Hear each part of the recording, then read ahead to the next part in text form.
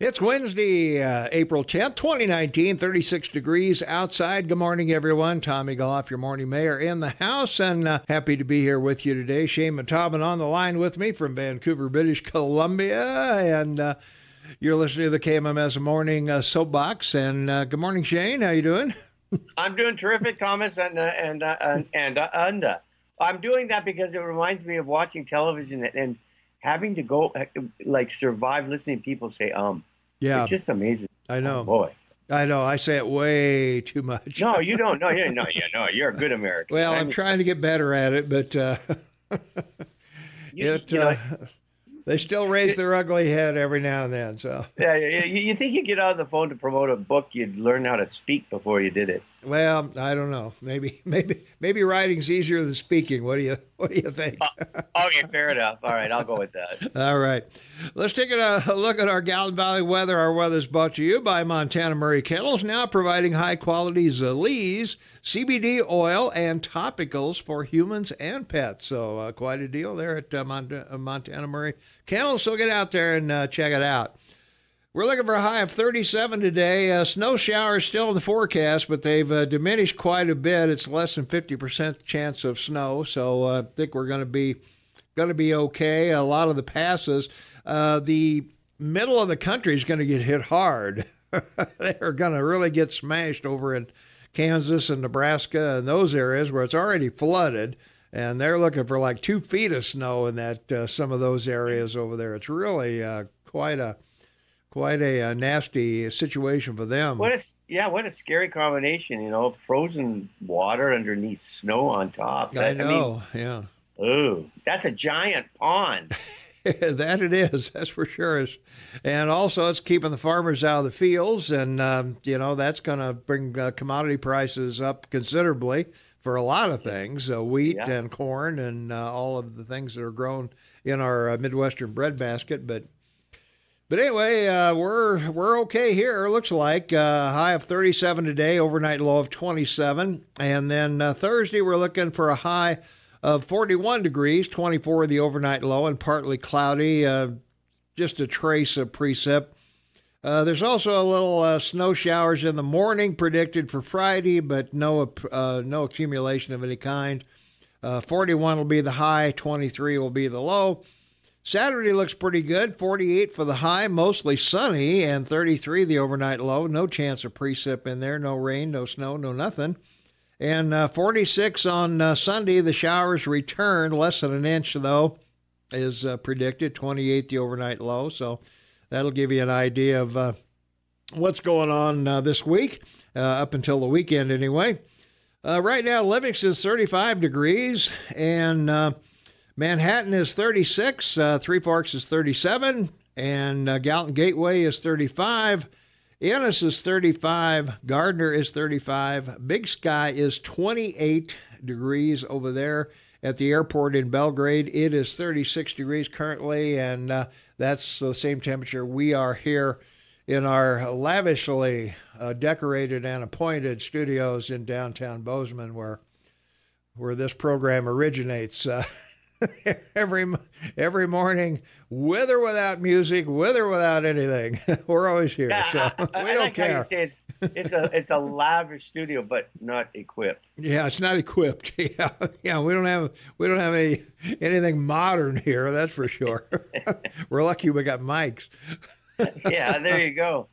Well, we're still experiencing difficulties across our line. We've still got several stations around the country that aren't even up yet. So, they've been down for days and days. So, I don't know. It's a never-ending battle, I guess, to revamp everything. So, I know we went through here and redid all the computers and all that stuff, and stuff still isn't working. So, we're okay. But, hey, at least we're here, right? That's right. I mean, the sunshine boys. That's right. There we are. Yeah. No, the rainshine boys. Okay. Well, whatever. Rain, snow, something. Old weather boys. Well, we're here. We're here no matter what. All right. On this day in history, guess what happened? 1866, the American Society for the Prevention of Cruelty to Animals was incorporated. ASPCA. Wow. The ASPCA, and their motto is, "We are their voice." Yeah. And it's a foundation, and 1.2 million members. Yeah. Well, we're very fortunate here in Montana, or at least in Bozeman anyway. We have a no-kill shelter here. So. Oh, really? That's cool. Yep. So we've got to have folks out there. Pets are great. We got 2 dogs and a cat. So and a bird. $2.4 billion industry. Americans care for their animals. They do care for them. Wow, Yep, that's huge. great. Well, give a pet a home. They're family members too. Of anybody that's got one. Pretty hard to dispute that they're not a family member if they've been with you for a while. Although one of our dogs, the wife was ready to send it back to the pound the day after we got it, but she persevered, and of course, after 2 or 3 years, the mutt figured out what she had to do to please the wife. So we finally figured it out. So now they're best buds. So I just wish they'd come up with a different ad on TV. I got to turn sight of seeing those animals. I know I can watch the kids with cancer and all that stuff, and I feel for them, obviously, but. Oh yeah, the Shriners Children's Hospital. Yeah, any of those. We do a thing for St. Jude's here every year, and they got the Shriners Children's Hospital and all of that. And you certainly feel for those kids and those families, but I don't know. There's just something about an innocent animal that doesn't understand why it's not loved or why it's in the position it's in. And I tell you, they would probably get my money, but boy, as soon as that comes on, I switch. I turn the channel. I'm not watching those, dogs shivering in the cold or, half emancipated or emancipated, whatever they are. I think an ad of picking out a dog at one of their, their places, or seeing 3 10-second shots of kids that have found a dog. Right. Yeah. That would for me. That would encourage me. Yeah. It would encourage me more to see a kid. Oh boy, they brought the dog home, and the dog loves me, and yay, it's great. It worked. Yeah. Right. I'm all for saving animals and all of that, and there certainly is a lot of animal mistreatment in the world, unfortunately. But I remember. When we used to go to Saigon, you'd go past all the vendors, and they'd have the dogs there with their feet and their mouths tied, laying there for food. You could take the dog home, kill it, and eat it, and there they were. And I always felt, geez, I don't know if they'd let me take the dog back to the States, but, I feel like buying the dogs, cutting them, setting them free, but I know they'd probably be captured in another week and back on the street again. So I don't know. It's just a terrible thing that some people do. But, we don't think anything about killing cows and eating them, but I don't know, dogs, some other animals, not so fast. Yeah, exactly. Yeah. Sad. Yeah. 1925, The Great Gatsby by F. Scott Fitzgerald was published, and that was quite a story at the time. And it was one of the mass circulated books. Oh yeah, of its time. Mm-hmm. Yeah, it was incredibly successful, financially, which was great. But it took him a while to come up with another story after that. Yeah, after that, yeah. He had a real problem. And of course, made into several movies. Yeah. So. In 1932, Adolf Hitler came in second in the voting for German president to the incumbent Paul von Hindenburg. What do you think the Hindenburg was? What was he named after? The Hindenburg pump? No, but they did name a big airship after him. The big airship after him. I guess you're right. Yeah, the Nationalist Socialist German Workers' Party. Yeah. Which was around from 1920 to 1945, and as you pointed out, it was the German Workers' Party because they were in such a distraught situation. Yeah. And well, Hitler did, of course, do better next time around. That's right, but it wasn't Adolf Hitler actually that started it. Most people do think that it was Anton Drexler for 1920-21. Then Hitler came in, threw him out. Right. And then Martin Bormann took over in 45. Of course, didn't last long. He was just there for 1945. Yeah. So. But I don't want to go into too much conversation other than to recognize the fact that the Nationalist Socialist Party has been reinvented by the Chinese, and we've talked about that a lot. Mm-hmm. Yeah. Very scary. No one talks about it, but we do. There you go. Big day in 1947, Brooklyn Dodgers president Branch Rickey announced he had purchased the contract of Jackie Robinson from the Montana Royals, paving the way for Robinson to become the first black to play in the major leagues, and quite a player he was, too. You know, it's like the story of the big one, right? The big home run hitter that went from Boston to New York. Oh, Babe Ruth, yeah. Thank you, yeah. It's one of those trades. Same thing happens in other sports, remarkably, that, a reasonable average player gets moved to another player and just explodes in success. Jackie Robinson was always good. Yeah. But it was such a huge transition, in the sport. And then it opened up sports now. We've talked about it, like football. 72% of the players in football are black. 74% in baseball are black, African American, and 78% of the players in basketball are African American. So there you go. Yeah. From our text line 478-8298, do they know yet who won Israel's elections? And I think Netanyahu squeaked it out. That's what I heard this morning, anyway. Yep, so, he will form a minority government. Yeah. Yeah, so I hope so. And also, let's see, do you know that the Voice of Montana has had the same show on every evening for the past 2 days? For the past week and 2 days, I should say. I was not aware of that, so I'm not sure what's going on with the Voices of Montana. It's recorded from earlier in the day, so unless we are having an issue recording them and the computer is just playing the same show, we apologize for that, but we are having some problems with some of those things. So let's see. Also, for text line, what does it say about a society that cares more for animals than their own offspring? Pretty sad when we're looking at legalizing abortion after birth, but we have to pay through the nose to save the California smelt. That's right. Yeah. Yeah, there you are. So yeah, I don't know on that take, but I do know that Noxatril is oranged out, which means it won't play. Montana News and Agriculture isn't going to play, so we're gonna and no music, and we're gonna hear 30 seconds from a local vendor, Montana Hot Tub. So let's all support Montana Hot Tub for their effort to let us keep us on the air this morning. So we'll be right back right after this. 19 minutes after the hour. It's Wednesday, April 10th, 2019. 35 degrees outside. Shaman Taubman on the line with me from Vancouver, British Columbia. Half man, half amazing. And Tom Eaglehoff, your morning mayor. And this is the KMMS Morning Soapbox. And we're doing this day in history. This day in history, yeah. I was going to say things that happened on this day some time ago or whatever. I like yours better. Yeah, that's right.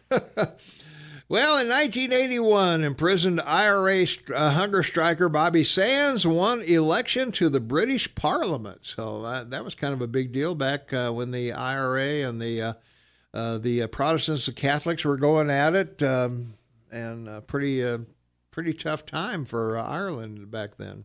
Well, it was just such a long time. I mean, it had gone on for 70 years, and it was basically a civil war is what it was, as we all know. Yeah, it was just kind of on the streets here and there, a bomb here, somebody shot there. So anyway. And the distinction is that the Orangemen or the Protestants lived in Northern Ireland on the island of the UK, and Ireland itself was Irish, and they wanted to the Irish wanted the Northern Ireland back. Yeah. And the Protestants of Northern Ireland didn't want. They wanted to stay part of England.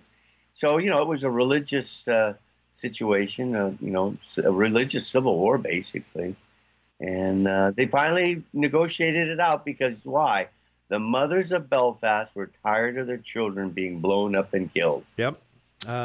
Funny that doesn't work in the Middle East. You'd think it would be. You'd think it would, Yeah. No, they pay the families, Well, yeah, I guess that's I guess that's some solace, huh? Yeah. Yeah, right. Yeah, the two mothers sitting there comparing pictures of their kids and saying they blow up so fast, So. Yeah, that's right. Let's have another one. Yeah, right.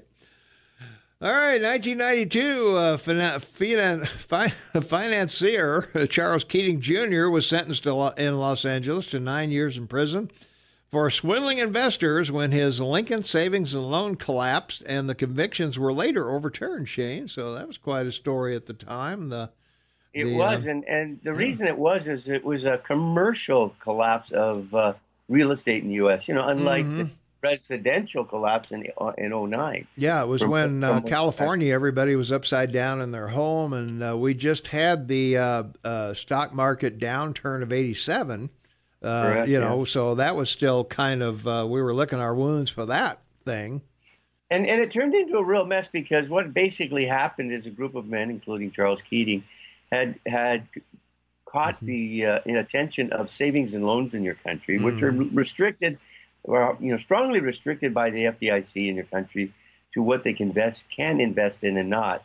And so they found some loopholes, and they started investing in these gigantic developments. And the great McCain got caught up with it, and several other senators, which were, the Keating Five, they were called. Yeah. And it was a very strange time. But the unfortunate thing is, it caused the recession during the Reagan administration, and it hurt your economy in an immense way. In Canada, it destroyed our savings and loan industry. Yeah. It was a tough time, man. It was really bad. Yeah. Well, we go back to, we compare that a lot on the show. A lot of listeners weren't around when Reagan was in office, and, they don't remember we had a 10% unemployment. We had 15% home loans, 20% prime rate, 20% or 10% inflation. It was a tough time. It really was during those times. And the interesting thing about savings and loans, unlike banks, is that under their charters, you're a shareholder, right? Yeah, based upon your deposits. So what these men figured out is you have these large savings and loans. So if they went in and put a significant amount of money in as a group, right? Because of the fact they were the largest depositors, they then controlled the savings and loan. They controlled the savings and loan. Yeah. So it wasn't a takeover. Yeah. It was just move money in. Now we have control of all the money in that savings and loan, and they can do what they want with it. It was a very sad situation because it was such a giant loophole. Oh, yeah. It really was. Yeah. Well, 1,000 savings alone, over 1,000 went belly up, I think, across the country. Oh, across the country, It was really bad. So, that was a sad thing. All right, 1998 on this date, negotiators in Northern Ireland reached a landmark settlement that called for Protestants and Catholics to share power. So that was kind of the pretty much the end of the IRA, I guess, back then, and whatever. Yes, exactly. Yeah. That resolved the issue. And the big issue is right now the same issue they're dealing with Brexit, because the big deal that the British gave up on was to open the border to Northern Ireland. Right. With this civil war, of course, they closed the border because of all the guns moving back and forth and so forth. Right. And the fear of these terrorists of Northern Ireland getting into Britain, because they did kill Mountbatten, as we know. Yeah. And they were after the royals, as we know. So that was the big deal. That was the big break in the negotiations, that the British would agree to open the border with Northern Ireland. Now you have this backdoor issue with Northern Ireland and England regarding Brexit, because they want the border kept open under that deal. And Ireland wants Northern Ireland to stay part of Ireland because they're staying in the EU. And so that's the complicated issue May's dealing with. Well, Scotland voted not to go too, but they're kind of they're going whether they like it or not if they go. And Wales as well. Yeah. Yes, exactly. So you got a real turmoil there of who's going to vote for what, and I think May just got another extension. Well, of course, because the Europeans are looking at this. can we turn this around? Right, yeah. Somehow can we get them not to do this? I was going to say they want them to stay in the union. It's just as bad. So yeah, we'll keep giving you extensions, and well, until we think you have the votes, and then we're going to slam the door on you. But and that's the funny thing is that May keeps getting an extension to get out on the deal she wants. I know. Nobody's voting for it. Nobody wants her deal. Yeah, exactly. Just like we were saying, a lot of Brits think this is April, but a lot of them think it's the end of May too. yeah, that's the hardest part. Yeah. Right? Yeah. Well, let's see. In 2001, the Netherlands legalized mercy killings and assisted suicides for patients with unbearable terminal diseases and illnesses. So, yeah, that's always been a tough one for me, Shane. I don't know. I'm getting older, and I don't know what kind of end of life I'm going to experience, whether it's going to be painful or whether it's just going to be, not waking up someday, or, I think a lot of people listening thinking, well, gee, he probably wants to die on the air. No, I don't. No, exactly. I don't die on the air. The worst case scenario in this slippery slope situation, because our country allows it as of 2 years ago, as we talked about. Right, yeah. Is a stroke. Mm-hmm. Because, if you have a major stroke, they don't know whether you can hear, feel, or, you're breathing, your body's functioning. Mm-hmm. But what a horrific state to be in is laying in a bed and knowing the government is going to either keep you alive or turn you off. Pull the plug on you, yeah. Well, at least here we've got what are called the 5 wishes that you turn into the hospital that says, do not resuscitate, or keep me comfortable, or, whatever it takes to, make that end of life as painless as possible, Yeah, so, well, that's what I have. I have do not resuscitate issue for me, because I just, I've had a great life. I have, I've had the opportunity. Look what I'm on the radio with you, my good friend. I was going to say, this is this is at the end of my sunset years, I'm a radio guy. Yeah. Wow. Well, there you go. This is enough. As Norm Crosby might have said, we reached the pinnacle of our success. That's right. And I see Montana also has legal euthanasia, does it not? I don't know. We'll have to ask Jennifer about that. I'm not sure if they do or not. You can look. You can look that up. But it's legal in the U.S. states of Washington, Oregon, Colorado, Hawaii, Vermont, Montana, and Washington, D.C., and, of course, California. Right. Okay. Well, there you go. So, I don't know. So, anyway, in 2007, a woman wearing an explosives vest strapped underneath her black robe blew herself up in the midst of 200 police recruits in Iraq, killing 16 folks, and in 2010, Polish President Lech Kaczynski was killed in a plane crash in western Russia that also claimed the lives of his wife and top Polish political, military, and church officials. And it's Joseph Pulitzer's birthday today. Yes, it is. That's a big one, big guy. Yeah. Yeah. And amazing. That's an amazing story. Yeah, Lenin, too. Lenin's birthday. Yeah. Vladimir Lenin. So, all right, we got to pay bills. We got to get out of here. Oh, we are. We're done. We got the bottom of the hour, man. Okay. All right. Count it off. 9, 8, 7, 6.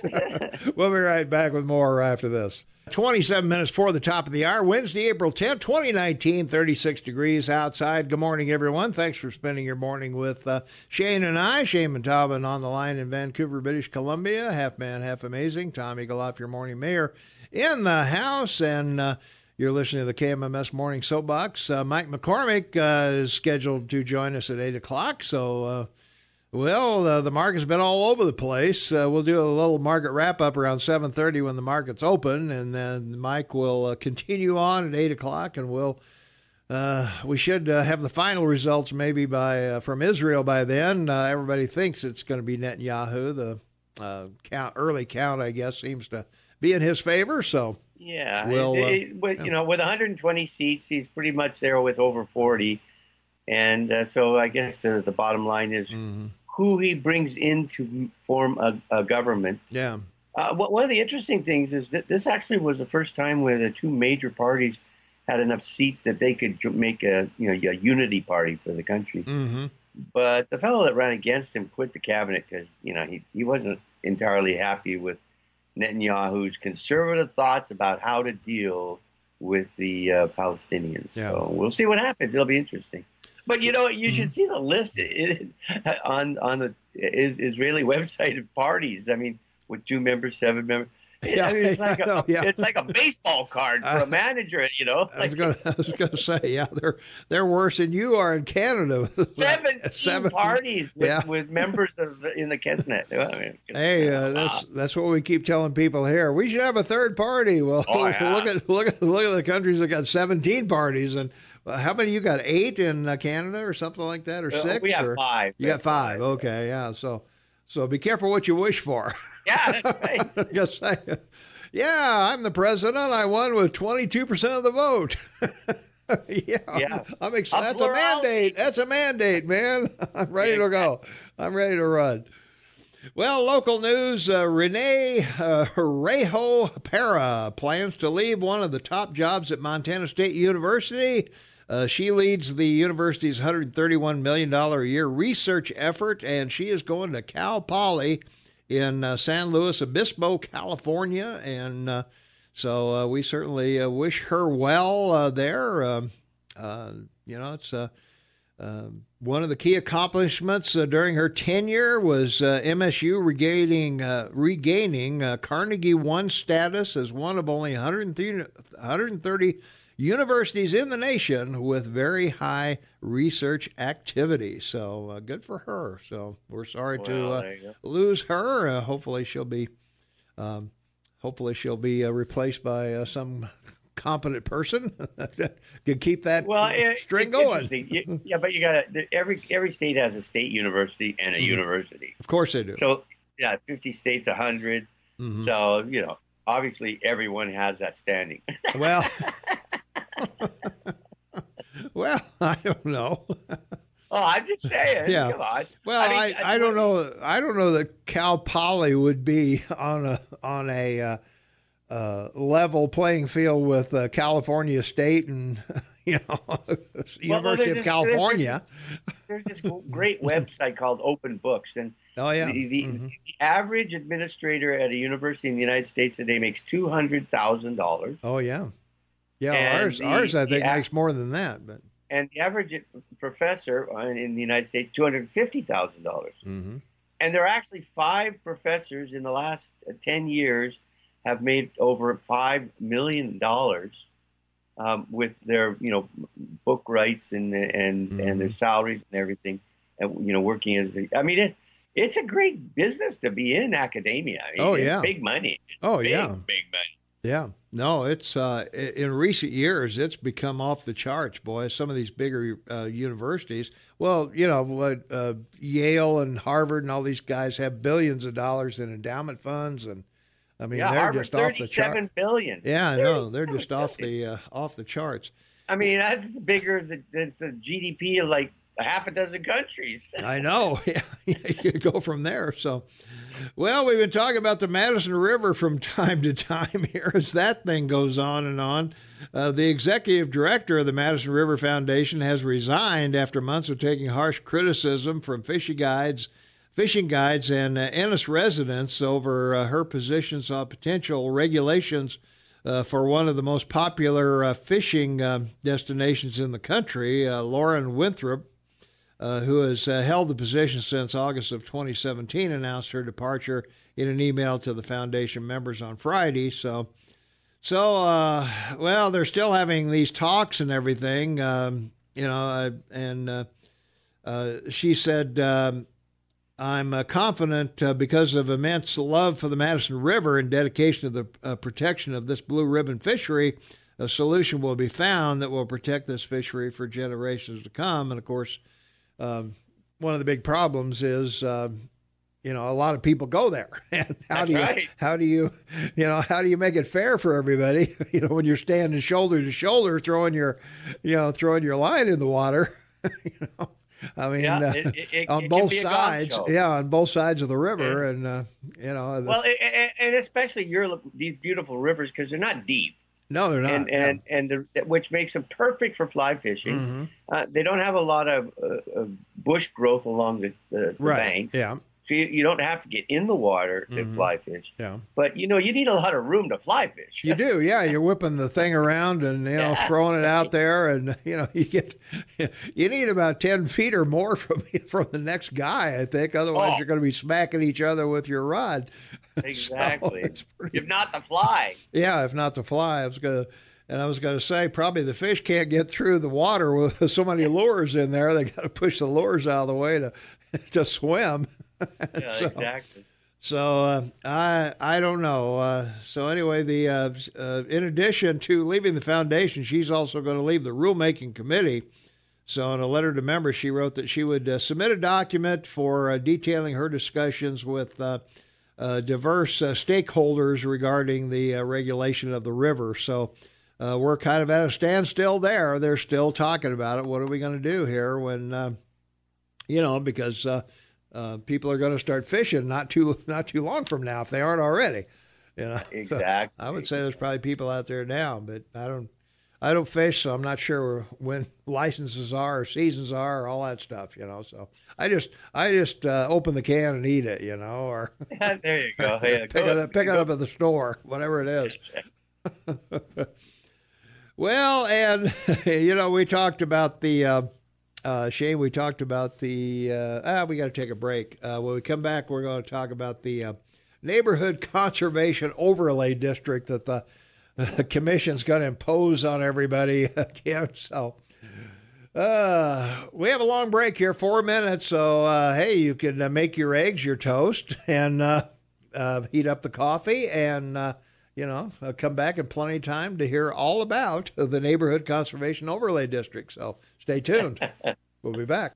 15 minutes before the top of the hour. It is Wednesday, April 10th, 2019, 36 degrees outside. Tom Eaglehoff, your morning mayor in the house. Shaman Tobin on the line with me from Vancouver, British Columbia. Half man, half amazing. And this is the KMMS Morning Soapbox with Tom and who else? Shane. So, yeah, exactly. Exactly. Wow. Anyway, for the moment, right? Yeah.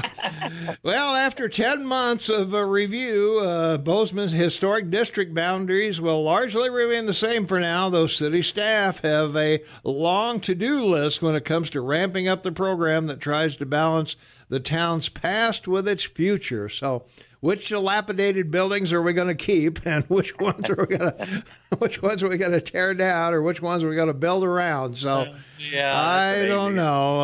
Anyway, so of course we've got to hire, people to look at this stuff that know this. So we're doing some stuff. So it's time for a tune-up. That's what Chris Benden, one of the consultants with Benden Adams, who drafted the recommendation, said the district has worked overall. So I don't know. Anyway, the city plans on beefing up the city volunteer historic board's oversight and training, getting plans for large-scale projects to neighbors early, and creating a program to designate historic spots in town. So here you go, a suggestion. Yes.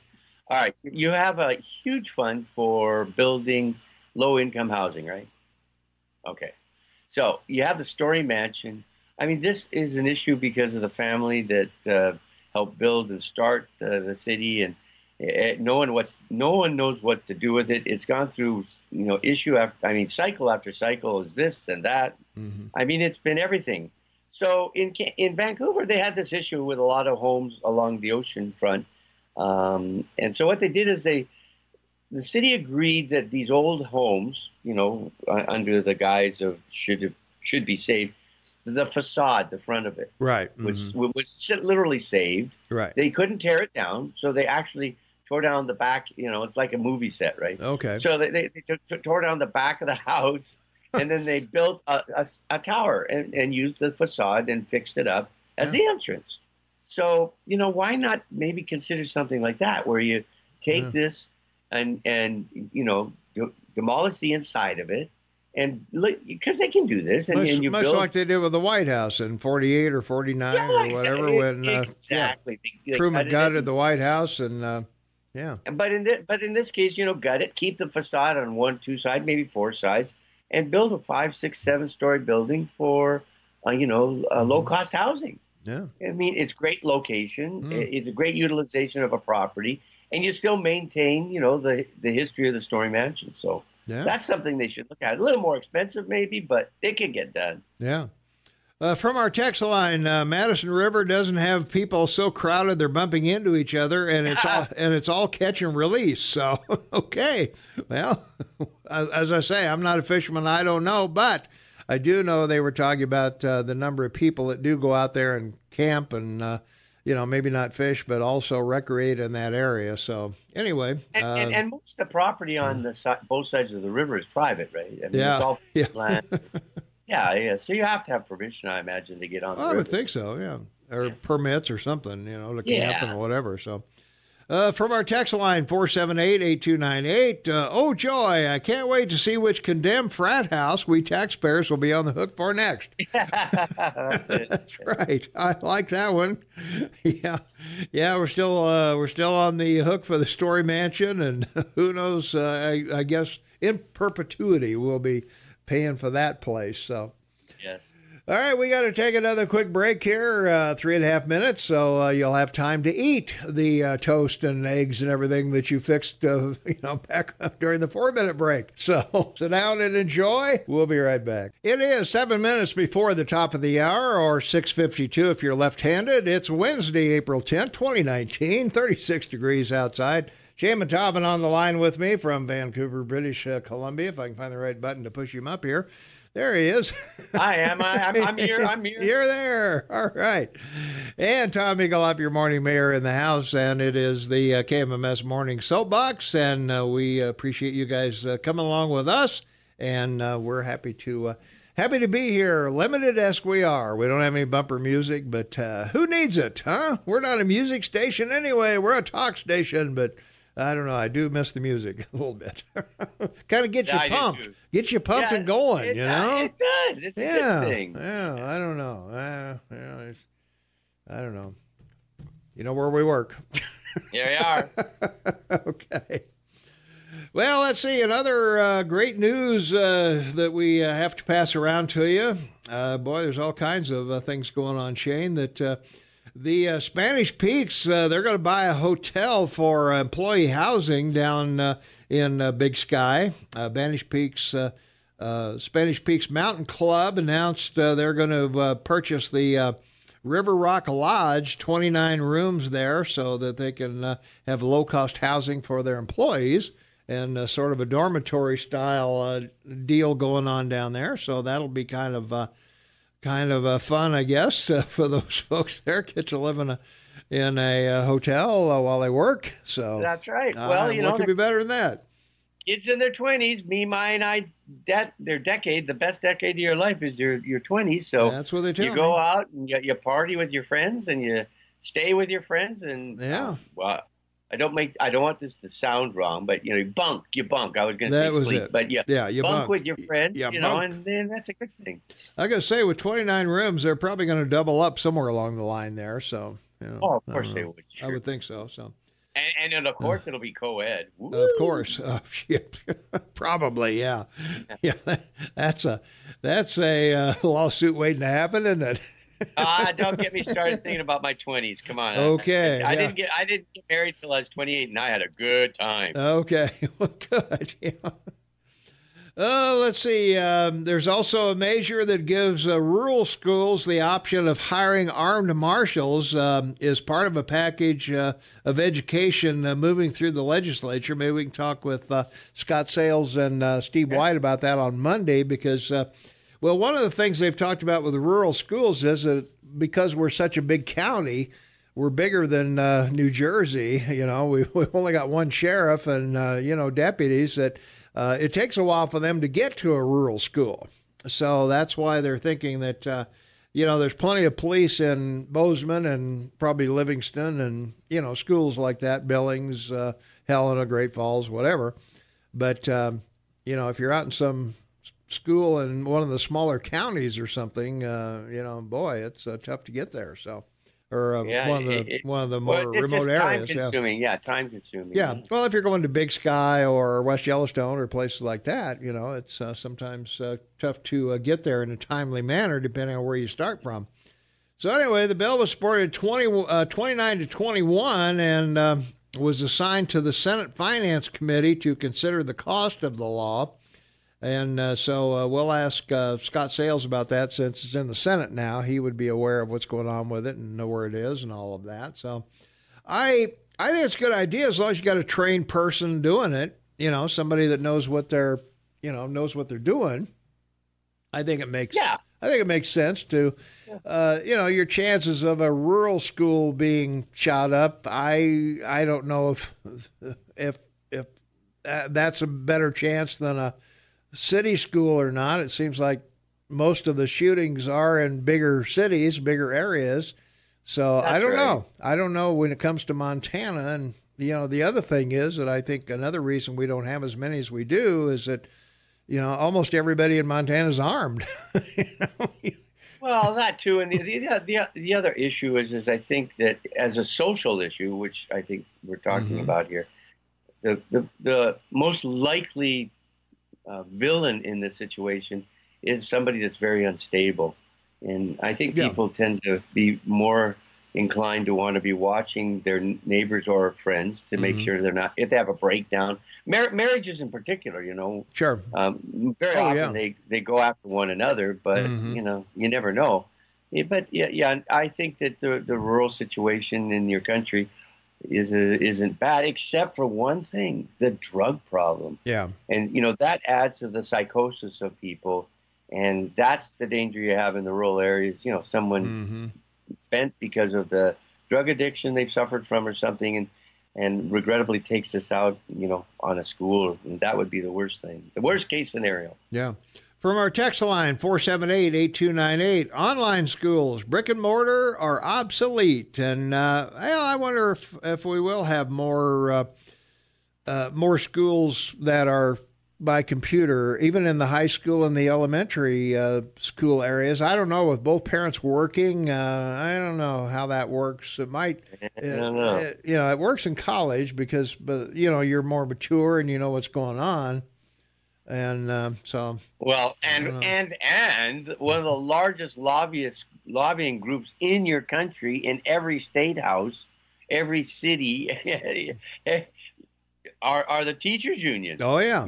I mean, can you imagine them giving up that position? Wow. Yeah, I don't know. I don't see that happening. All right, top of the hour. We've got to duck out here, pay a couple bills. When we come back, did you feel the earthquake yesterday? Well, we'll be talking about that when we come back. Earthquake struck near Idaho-Montana border, felt in Helena, so we'll be chatting a little bit about that when we come back. And Mike McCormick will join us at 8 o'clock. At 7:30, Shane will have a kind of a wrap-up of the markets where we are midweek here, and we'll be back with more stuff and a lot more stimulating conversation after this. 3 minutes after the hour of 7 o'clock, Wednesday, April 10th, 2019, 36 degrees outside. Don't forget, you can get your weather anytime you want it at KMMSAM.com or AM 1450 KMMS on our smartphone. Either of the two places. Shane Matavin on the line with me from Vancouver, British Columbia. Tom Eagleoff, your morning mayor in the house. And it is the KMMS Morning Soapbox with Tom and Shane. And we were talking about the earthquake earlier. An earthquake struck Tuesday, a rural area of Idaho-Montana border, fell as far away as Helena, and was followed by multiple aftershocks, but no damage was immediately reported. The main quake struck just after noon Tuesday, 4 miles northeast of Lima, Montana, a town of about 230 people along Interstate 15 in the southwestern corner of the state. It had a preliminary magnitude of 4.4 and was about 6 miles deep. U.S. Geological Survey research geologist William Yeck commented on it and said that potentially could cause some damage, but generally 4.4 is in the felt range and not the damaging range. So it's just a prelude to Yellowstone blowing up. It's just just Yellowstone releasing a little before it give us a false sense of security before it blasts us into the middle of Nebraska. Yeah, well, let's hope your prognosticating is worse than the weatherman. Okay? Right? Yeah. That's not a good thought, right? I'll go for that. Yeah. Oh my gosh! Well, hey, we got to move on here to the 5 things you got to know, Shane. I mean, you got to know these 5 things. I mean, holy smoke! We can't go this. But before we do that, let's go to our text line 478-8298. Crazy knows no boundaries. A small school in Manhattan, Montana, is just as likely to be shot up as a big school in Bozeman. Give the schools the option, and I would tend to agree. I said, as long as the folks are properly trained and whatever, then by all means, hey, more power to them. Let them exercise their constitutional rights. Self-defense, buddy. That's right, self-defense, baby. All right, well, our poll question of the day: should Barr release the unredacted report, Mueller report? That's our poll question of the day. Right. And we've got yes, inquiring minds want to know, and no. There's privacy and national security at stake, or I have no idea what the Mueller report even is. So those are those are your choices over at the poll. So go over to KMMSAM.com or your smartphone, AM KMMS AM, and vote. Let us know what you think. The early results, let me vote here, and we'll get some results. Let's see. Well, come on. Okay. Well, I voted. It's not doing anything. There we go. Okay, let's see. We've got 50% of the vote right now is for a no. There are privacy issues and national security at stake. 25% think yes, the public has a right to know.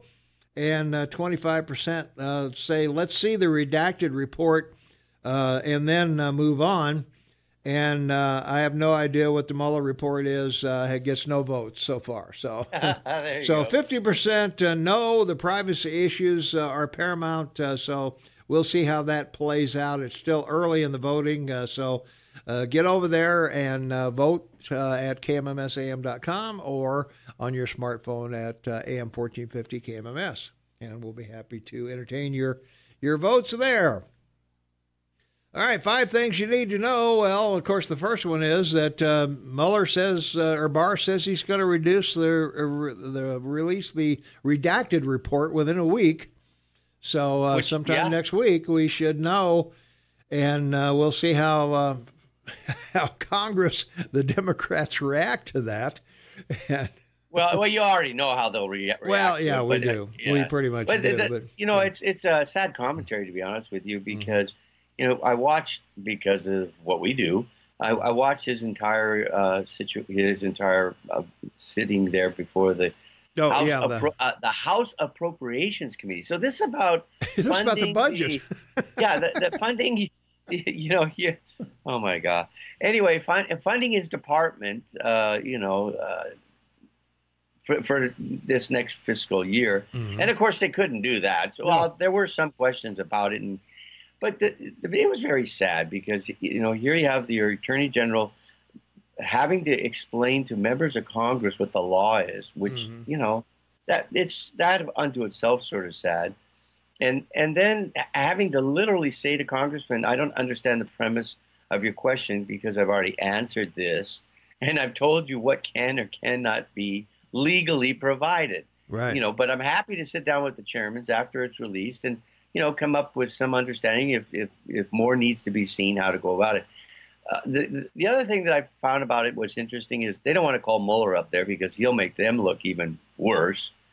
And the two big takeaways, number one, he's appointed a group to review how this started back in the summer of 2016 So here you go. Be careful what you wish for, Democrats, because it could come your way. Yeah. Well, they employed 19 lawyers, 40 FBI agents, intelligence analysts, forensic accountants, and other professional staff. They issued 2,800 subpoenas. They executed 500 search warrants, 230 orders for communication records, emails, and other items. They issued almost 50 orders authorizing use of PIN registers and made 13 requests to foreign governments for evidence and interviewed approximately 500 witnesses and spent $25 million, Shane. So that's kind of where we are. And it's almost 40 million because the Senate had hearings that they said no, there's no collusion. The House submitted a report because they investigated no collusion, and then Mueller. So the complaining for the last year by the Republicans that Mueller, hired all these Democrat junkyard dog lawyers. They should be happy he did. It was a good move. Well, you can't impeach his report because it was written by a bunch of Democrats. Well, something you pointed out earlier, one of our texters also noticed, 478-8298 is the text number. Having to explain the law to lawyers is something that kind of boggles your mind that about half these people are lawyers of some kind. But, as we all know, 90% of lawyers finished in the bottom 90% of their class. So I guess that's where we go from there. So let's take a phone call here. Caller 522-8255. You are on the Morning Soapbox. What's going on? Good morning. How are you? Hi. Good. Hey, I just had a thought. You were talking about this, Mueller releasing the report, and everybody not liking this redacted version. But if you'll remember, Nancy Pelosi was on tape saying this about the Obamacare bill. That what's in it? Well, you'll just have to wait till we pass it. Yeah, we got to pass it for you. You can see what's in it. Yeah. So then, what's wrong with the redacted version? I think turnabout is fair play, don't you? Oh yeah. 100%. Yeah, I think there so. There we go. All right. We'll run with that one. All right. I'm running with it. Thanks, man. Bye. All right. Thanks for the call. Appreciate you listening. And the other thing, Todd, this is going to be great for you and me. The other thing Barr disclosed yesterday was that the Inspector General's report on the FISA investigation, he's been told he should expect it in May or June. That's going to be just before the debates the Democrats are going to have. Yeah. That'll work. The timing on that one is not good for them. Yeah.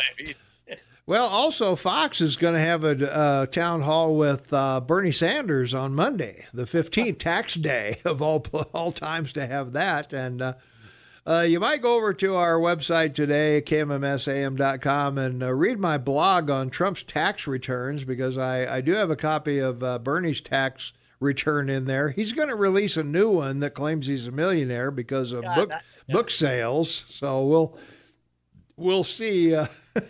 Because on his previous tax return, the one that I released on our blog, and I've also got the only public tax return of Trump is also there, so you can see that one, the one that Rachel Maddow, shouted the everything about, and shows you nothing. Nothing, that was what do they call it? A no burger? Or whatever? Nothing burger, yeah. A nothing burger, yeah. Yeah, I would call it. Well, it's apparently that's the big issue within the campaign of Bernie Sanders is, now that people are going to find out he's a millionaire, like how do we deal with this one? Yeah. How's that work? So I don't know. You're the 1%, and you're telling us they're bad. You're one of them. Yeah, you're one of them. Jeez, AOC won't talk to you. You won't be invited to any parties or anything. Well, anyway, let's see. Where are we time wise? Yeah, we're okay here. Israel. Point number 2. You got to know of the 5 things you got to know. Netanyahu appears to win 5th re-election. David Ben Gurion, I think, was the last one that was did that length of time. But so anyway, he's in there, and Bernie Gatz. I don't know if he's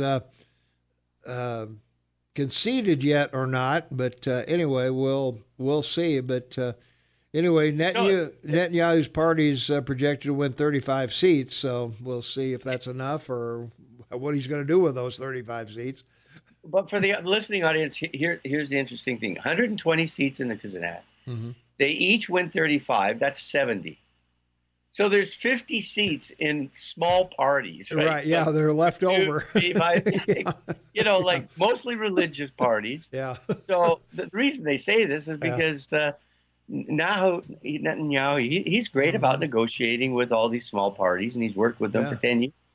Yeah. Better to the devil you know than the devil you don't. Well, that's true, you know. So, well, see how he does negotiating with some of these, because they're all going to come to him wanting something, you know. So what's right? What's a quid pro quo that we can give you and not not wreck the country. and of course the first thing is they want to be on his cabinet. I mean right. That's that's where the prestigious spot is and the money and all that. Yeah. What is this going to do with Gaza, do you think? Well, the problem that Israel has with Gaza is they settled with Gaza with the UN and in their past peace treaties with Egypt and even Jordan about Gaza remaining in the hands of the Palestinians. So they've already committed to that. The problem that they have is that it's bordered by Israel and Egypt, right? And so it's a terrorist place. But the terrible thing is that they're managing through the Egyptian borders of Gaza to get a lot of rockets into Gaza. Yeah. Now they say Iran is shipping tens of thousands of rockets for, at some point they're going to try and unleash, a terrible situation for Israel. We'll see what happens. Yeah. It's the hottest spot in the world. Yeah, I thought they had this big wall between Egypt and Gaza that between Egypt and Israel. They do. They have their 40-foot wall all the way around their country with Jordan and Lebanon and Syria and the Gaza. So it's one of these situations that, it's the center of religion in the world. Jerusalem is the center of all religion. So what do you do? Yeah. Wow. Yeah, it's going to be interesting to see how that and what effect that'll have on the election, and what because this has to come up as a question during the debates, as to what's your position on Israel. Yeah, that's right. Particularly when it gets down to two, if it's Trump and somebody else, or whether it's somebody runs against Trump and beats him. But it should be in that area as to what support, if any, are you going to give Israel? And I should qualify that because it's the three religions: the Jewish religion, the Christian, Catholic, and the Muslim. Of course, there's nothing to do with Buddhism or Hinduism in Jerusalem, but so the majority of the world's people that follow religion, the center is Jerusalem, with the exception of the Muslims, because that's really Mecca in Saudi Arabia. Yeah. From our text line 478-8298, Bernie's net worth is $2 million based on book sales and speaking gigs. He never ripped people off with a fake university. So there you go. No, but his wife has that issue. Well, I was going to say his wife has a fake university, so or she's ripped a few people off with her academic prowess. So right, I guess Trump reimbursed people. She just took their money. Well, yeah, I was going to say, that was and Trump did too. So I guess they're even. So, one more qualification for Bernie to be president. It's on there. All right. Well, and also, once again, the House Judiciary Committee hauled all the social media people in, Google and Facebook and whatever, and sat them down and said, hey, we got to do something about this white nationalism and online hate speech and all of that stuff. What are you guys doing? And everybody said, well, it's an open forum. Say what you want. It's free speech. It's sort of strange because there are a lot of cases where they've, thrown people off their networks or their social media, companies, and So it's a scary. This is a slippery slope, which we should get into on Friday with Jennifer. You know, how do you determine the First Amendment with regards to social media? Right, it's a big question in your country. Well, it is. You know, because for example, us, we report news that we get from various sources every morning. So, you know, you could say, well, it would be a real stretch to call either one of us a journalist, certainly, you know, but we're opinionators, I would say, or opinion people. We give our opinion on topics of the day. And, but do private companies or public companies in your country have the right to impede the First Amendment free speech? That's the big question. Yeah. There you go. Well, and also, what is what is hate speech for? The gal, I've got to learn to pronounce her name. The one in Congress that is anti-Semitic. Oh right, yeah. Howell or whatever her name is. Anyway, from Minnesota. Minnesota. Should she be silenced? I mean, is that? Does she have a right to her opinion about what Israel is or isn't? Yeah, there you go. She does. I mean, she's on the house or on the floor of the house or wall of the house, whatever. So, from our text line 478-8298, is it so much that Barr must explain the law to the committee, or merely that the more an agenda is touted, the more people are convinced of the propaganda? It appears to me that the Dems just don't care about the law. Wasn't it Cato, the censor of Rome, that predicted its downfall because of the corruption and lawlessness within the halls of power? So, And my aunt said there will always be no peace until you get rid of lawyers and religion. So there you are. Yeah. An observation, how smart was the Story family? They sold the old big house in Bozeman and moved into the Paradise Valley and run the family ranch and don't have to put up with L.A. East. So good for them. Yeah, there you go. All right, we got to take a quick break here. We'll be back in 2 minutes. 24 minutes after the hour, it is Wednesday, April 10th, 2019. Mike McCormick will be in at 8 o'clock. Temperature's 36 degrees outside. Shane Tauben is on the line. What's up, Shane?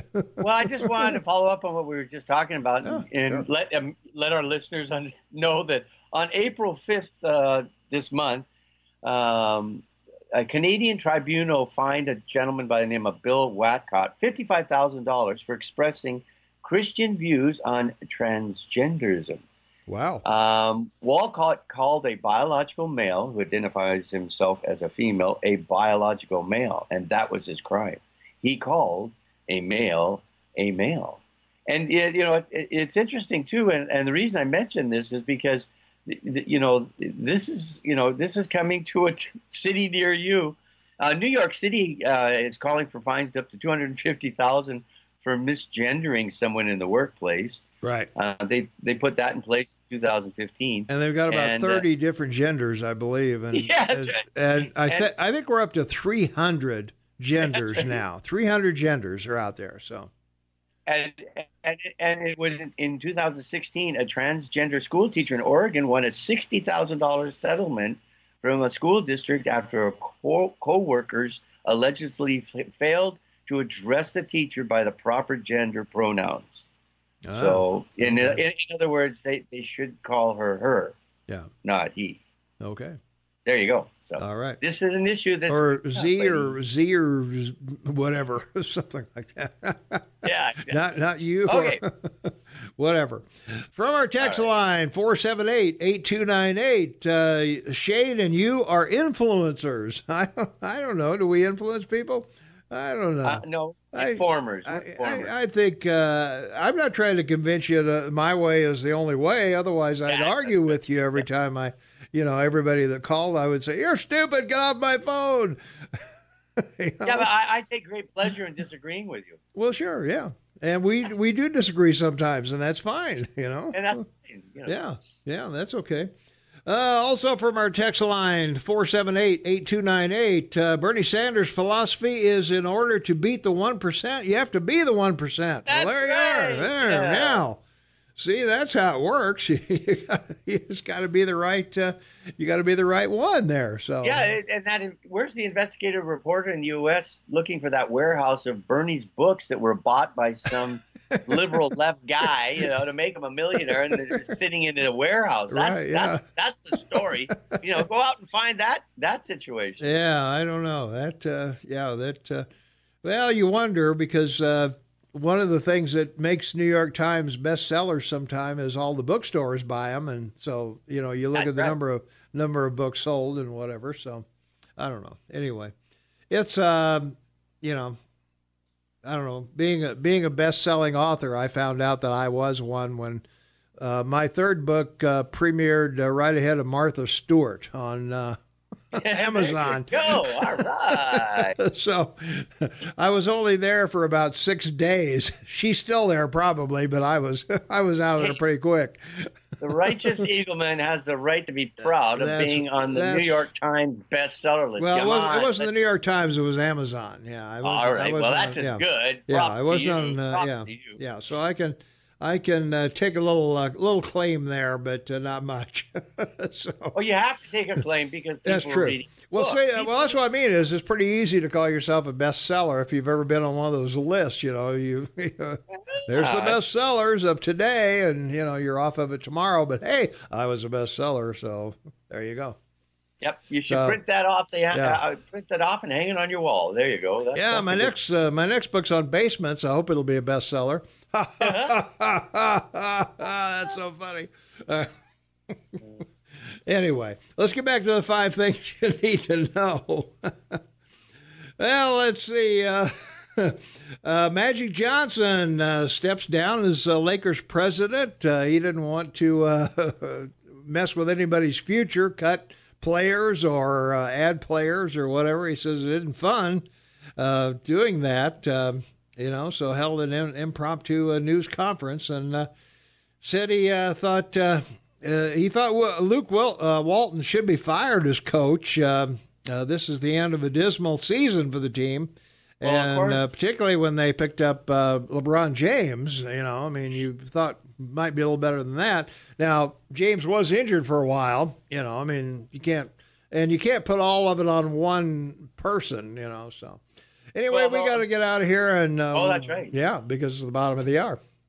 We'll be right back. Stay tuned. And this is Tom and Shane in the morning. So, not dog crap. That's right. Well, I don't know. It depends on your point of view, I guess. Yes. Well, I don't know. I thought Bert Foster Weather was supposed to be there somewhere, but that didn't show up. So, I don't know. A lot of things, I don't know, pretty goofy. From our text line, 478-8298, he wrote the text all as one word. Oh, okay. Let's see, no guarantee of ethical behavior, so I don't know. Something of no guarantee of ethical behavior. So not sure what that is. So I apologize. In relation to put a space in there somewhere, and maybe I can get it. It might be atheism is no guarantee of ethical behavior. I don't know. Oh, okay. Anyway, so sorry about that. All right. Anyway, go ahead. The 401k Yes. markup for everybody in the morning, so they know how they're doing. The Dow Jones is up 42 at the open. Mm-hmm. Standard & Poor's 500 up 5. NASDAQ up 8. Marginal because nothing's going on to really affect it. Mm-mm. The European markets are flat. They're with May in Belgium, Brussels trying to negotiate away with Brexit. Nothing yet to decide on the markets in Europe. And the only markets that are showing any interest at this point for us is in Asia that just will be closing shortly. While they're flat, the fact is that they're not, the only one that's had any kind of response, I think, to the value of currency is the Nike, which is down 115. But the Chinese markets are up. The great issue here, though, for commodities is, wow, $64.27 on North American crude. Brent at 70. So back heading towards that $65 golden mark. And no change really in natural gas at 269. Heating oil is 205 with another cold spell coming. And gold is at 1307, so it pops over 1300 again. And 1518 on silver. Markers we like to watch because they're important. Soybeans are up. Wheat is interesting at 465, down $3. You know, you have 90 days in reserve for wheat if there's a problem with a crop. So we'll see where that goes with the weather conditions in the middle of your country. Live cattle is holding in at 125. Lean hogs at $79. So copper still, wavering, 291, under $3. Steel, 4,000 and over, holding strong. Aluminum at 1878. No major changes there. And of course, the one thing we always look at, Baltic Dry up $11, $7.25 to lease a ship and ship your goods. The U.S. 10-year bond, $249. Wow, what a drop. A half a basis point, Tom. Yeah. U.S. 30 is $291. So still, flirting with 3 again, but not quite getting there. And finally, folks, currencies. Wow, this is interesting. The euro just is really hanging in there at 112. Remember, it's down from 128, 130. And the British pound is showing strength. It's moving up to 130. The Chinese yuan, 672 to the U.S. dollar. Mexico is 18 to the U.S. dollar. But, of course, the Canadian dollar, our favorite one to report, 133. So yep, there you are. But not as bad as some, including Venezuela. That's true. Well, stocks went up a little bit. They're waiting for the Fed minutes this morning that's going to come out. Boeing is also being sued by a bunch of shareholders and the crashes, the victims, and all of that. So we're going to have a lot of that, I think, going on. Levi Strauss also reported their first earnings since their initial public offering, so they're in the blue, as they say, I guess. Well, the real scary thing about this lawsuit you mentioned with Boeing on the 737, part of their request to the court is that until this court matter is settled, that none of them will be allowed to fly. Well, I know, yeah. Delta, yeah. Wow. Well, Delta profits beat estimates as the earnings season starts, and Delta is one of I think it's the only airline that doesn't have any 737 MAX X's, so that may be part of their issue. Venezuela is still hanging in there at $2.296 million or million% inflation, so we've had a caller patiently waiting on the phone, Shane, while we got through that. So let's take a phone call. Caller, thanks for waiting. You are on the Morning Soapbox with Tom and Shane. What's up? Well, good morning, fellas. Hey. You know, New York City must be losing a lot of people. They must need money really bad because now they're not only do they try to keep people out of public spaces who haven't been vaccinated, now they're fining them $1,000. There you go. Yeah. You know, I mean, give me a break. What makes these people think they got a right to inject anybody with anything? Well, I think the courts will step into that sooner or later. I would imagine. Did. Yeah, I would imagine somebody's going to say, "Hey, freedom from shot." Well, freedom from experimentation is what it is. You know, we signed a treaty to that effect. Yeah. And as far as Miss Ilhan Omar goes, I don't know that she said anything that was incorrect. You know, you got a whole movement in this country against Israel, and that's the BDS, boycott, blah, blah, blah, whatever. I don't know all of it. But, you know, I go back a little ways so I can remember things. I can remember the laser technology that they sold to China, which they got from us. The Lavi, which was an airplane that we designed, and we built a plant, and we built everything they needed to produce this aircraft, a fighter aircraft. And they moved the whole thing. They gave it to China. They sold it to China, the buildings and all. Yeah. Okay? I remember Jonathan Pollard leaked our secrets to the Russians. And I remember the USS Liberty. people don't remember all of those things. So, they've got a problem. Well, Israel and I don't know if they're going to fix it or what, but they got a problem. Well, Israel today, you could maybe compare it to the Shah of Iran. We don't really like them all that much, but we kind of got to be there. Right. Well, yeah, and there's another way to look at this. We give them money every year. Oh yeah. And what it is, so what we're doing is we're kind of hiding stuff. Yeah. So we give Israel money, and what do? They turn around and they buy products from the military-industrial complex in this country. So it's basically a welfare program for Boeing, Lockheed Martin, Raytheon, and the rest of them. And that's been going on for a long, long time. Mm-hmm. And there's other countries that do it too. Here's the money, and here's where you can spend it. They're not really giving them money and saying, here, do what you want or do what you need. They're giving money and saying, you need to spend it here. You need to buy some rockets, baby, because we need the money.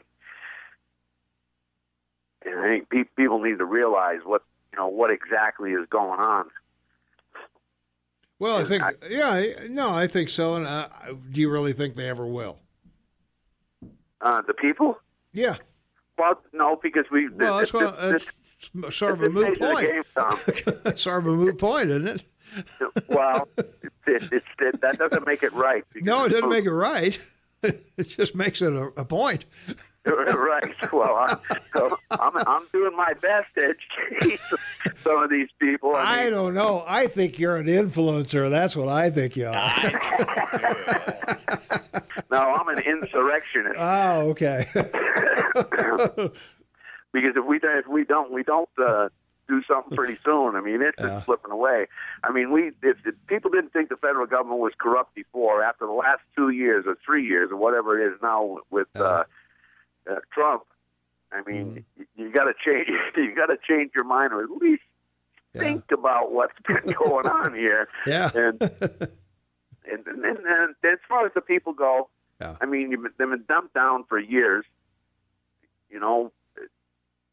I don't know. I don't think you can't pass an 8th grade test from the early 1800s. Most people, I don't think they could pass one from the 70s. Well, to be honest, they can't. Yeah. When I was in school, these I don't know. Yeah. And I don't know if any of the parents out there have ever looked at the whole math thing, but it's ridiculous. Oh yeah. You are not going to raise business people, or entrepreneurs in this country on new math. On new math, I'll tell you what. And I had the arguments with the teachers when my daughter was in school. I went down there. And it's like talking to the wall. Oh yeah, yeah.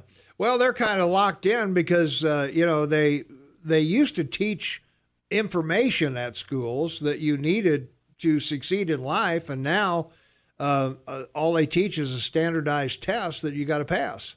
Right, so they teach to the test, and that's exactly the problem. You teach to this test, and then nobody ever heard of Eisenhower or World War II or the Civil War. Right, and what people fail to understand is it's not coming out of your local school board. That those tests are federal. Yeah, that's the Department of Education that's useless, in my opinion. Right, so don't tell me that. That there's no federal government influence, because there absolutely is. And you said it, that's correct. They teach to the test. Yeah, they do. And the test is federal, so don't tell me there's no federal control in our local schools, because there is. And then you can throw in the money and everything else. Mm-hmm. There's plenty of control. In fact, there's way too much control as far as I'm concerned. Oh, yeah, it's a number of people we can put in the seats to get the money, and, the more we pass, the higher we do on the federal test, the more money we get from the Department of Education, and, it goes on and on, Pete. Yep. And I suppose if there is any educated people, the deal, if you look at the numbers, this deal with New York and the fine for vaccinations, the people who aren't vaccinated are not the people living in the ghettos or the slums or the uneducated. They're educated, middle-class people who are choosing not to vaccinate, and with good reason. Yeah. If you look at You look at the studies that are being done now. They haven't been to do them in the private sector because they ain't going to do them in the public sector because they're just liars. There you go. And they've been caught left and right. All right, anyway, man. Thanks a lot. You bet. Have a good day. All right, take it easy, Pete. All right, we'll be right back. 13 minutes before the top of the hour. It's Wednesday, April 10th, 2019, 36 degrees outside. Tom Migueloff, your morning mayor in the house. Shane Tobin, the half man, half amazing, the inventor of the hood ornament, is in Vancouver, British Columbia. and just to follow up on that last caller, this is amazing because he mentioned New York City. Yeah. So New York City has 1,722 schools, $37 million budget, and 1,100,000 students, 75,000 teachers who have, this is amazing, 5 unions: United Federation of Teachers, New York State United Teachers, American Federation of Teachers, National Education Association. I don't think education is going to change much in New York City. No, probably not. Probably not. So no, it's very sad. I don't know. Well, let's see. More things from our text line. Another observation. So de Blasio wants to give measles injection to the kids. What kids? Yeah. Are they the immigrant kids coming into the country with their illegal parents and making their way to New York? Just wondering. So I would guess some of them probably are, because New York, of course, is a sanctuary city.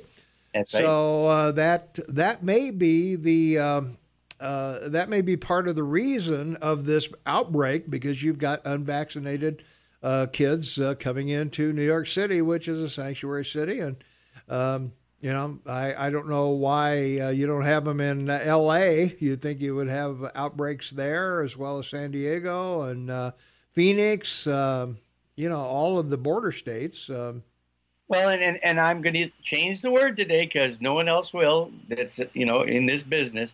They're not migrants; they're refugees. Right. So we've talked about this before, and I think your president should put them under quarantine because they're a danger to your country, and that's a reasonable presidential exercise, and he has lots of precedent for that. So it's another choice that he could make.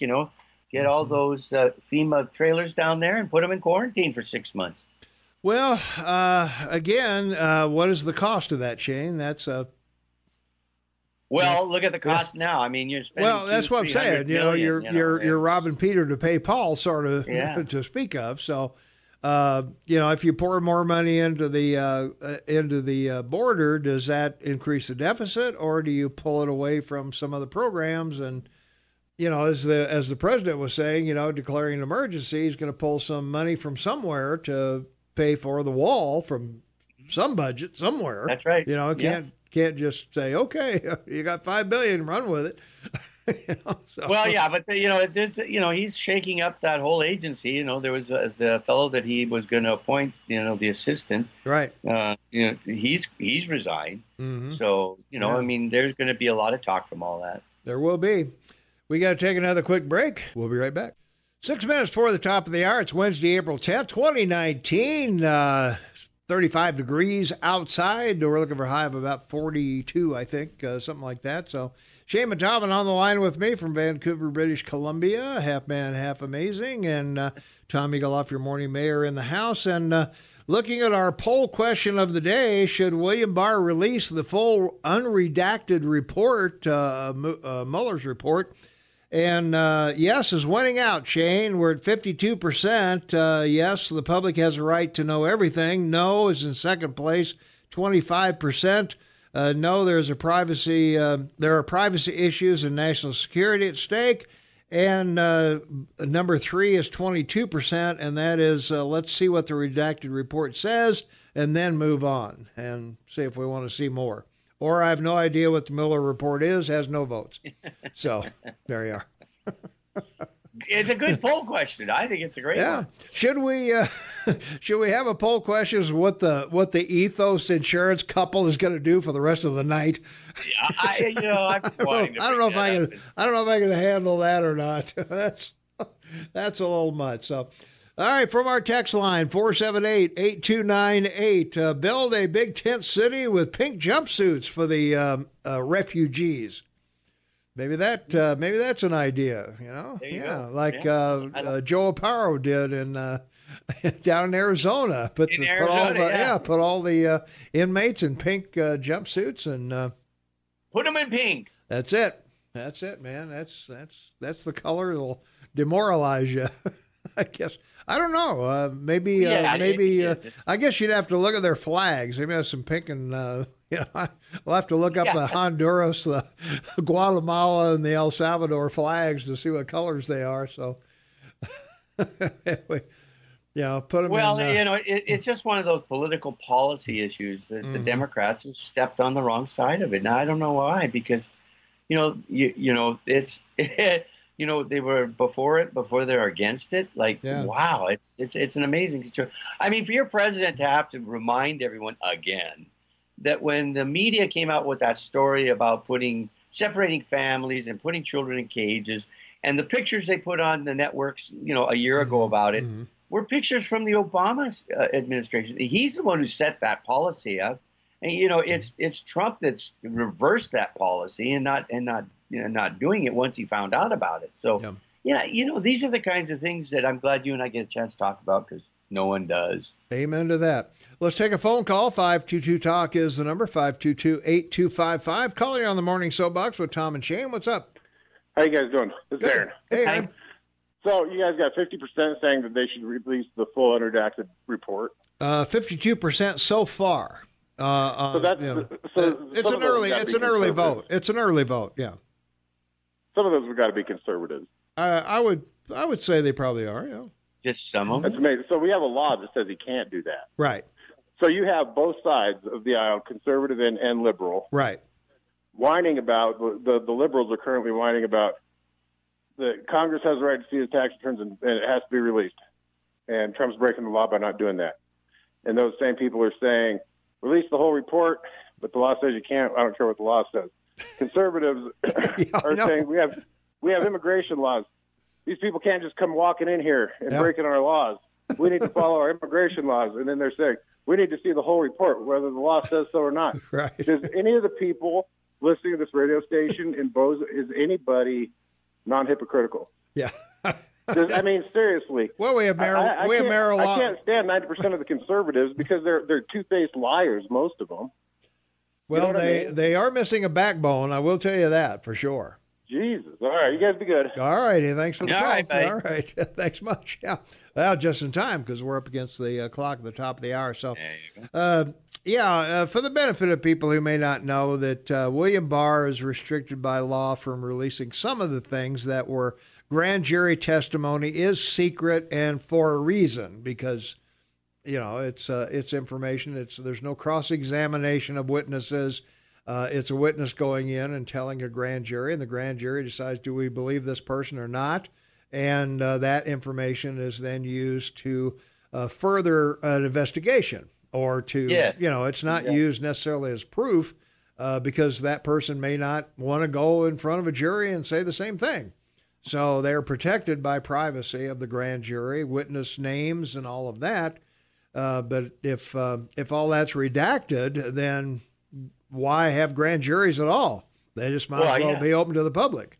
So and you have House Judiciary Chairman Gerald Nadler. Mm-hmm. Okay. Yeah, you do. Yeah, and three others.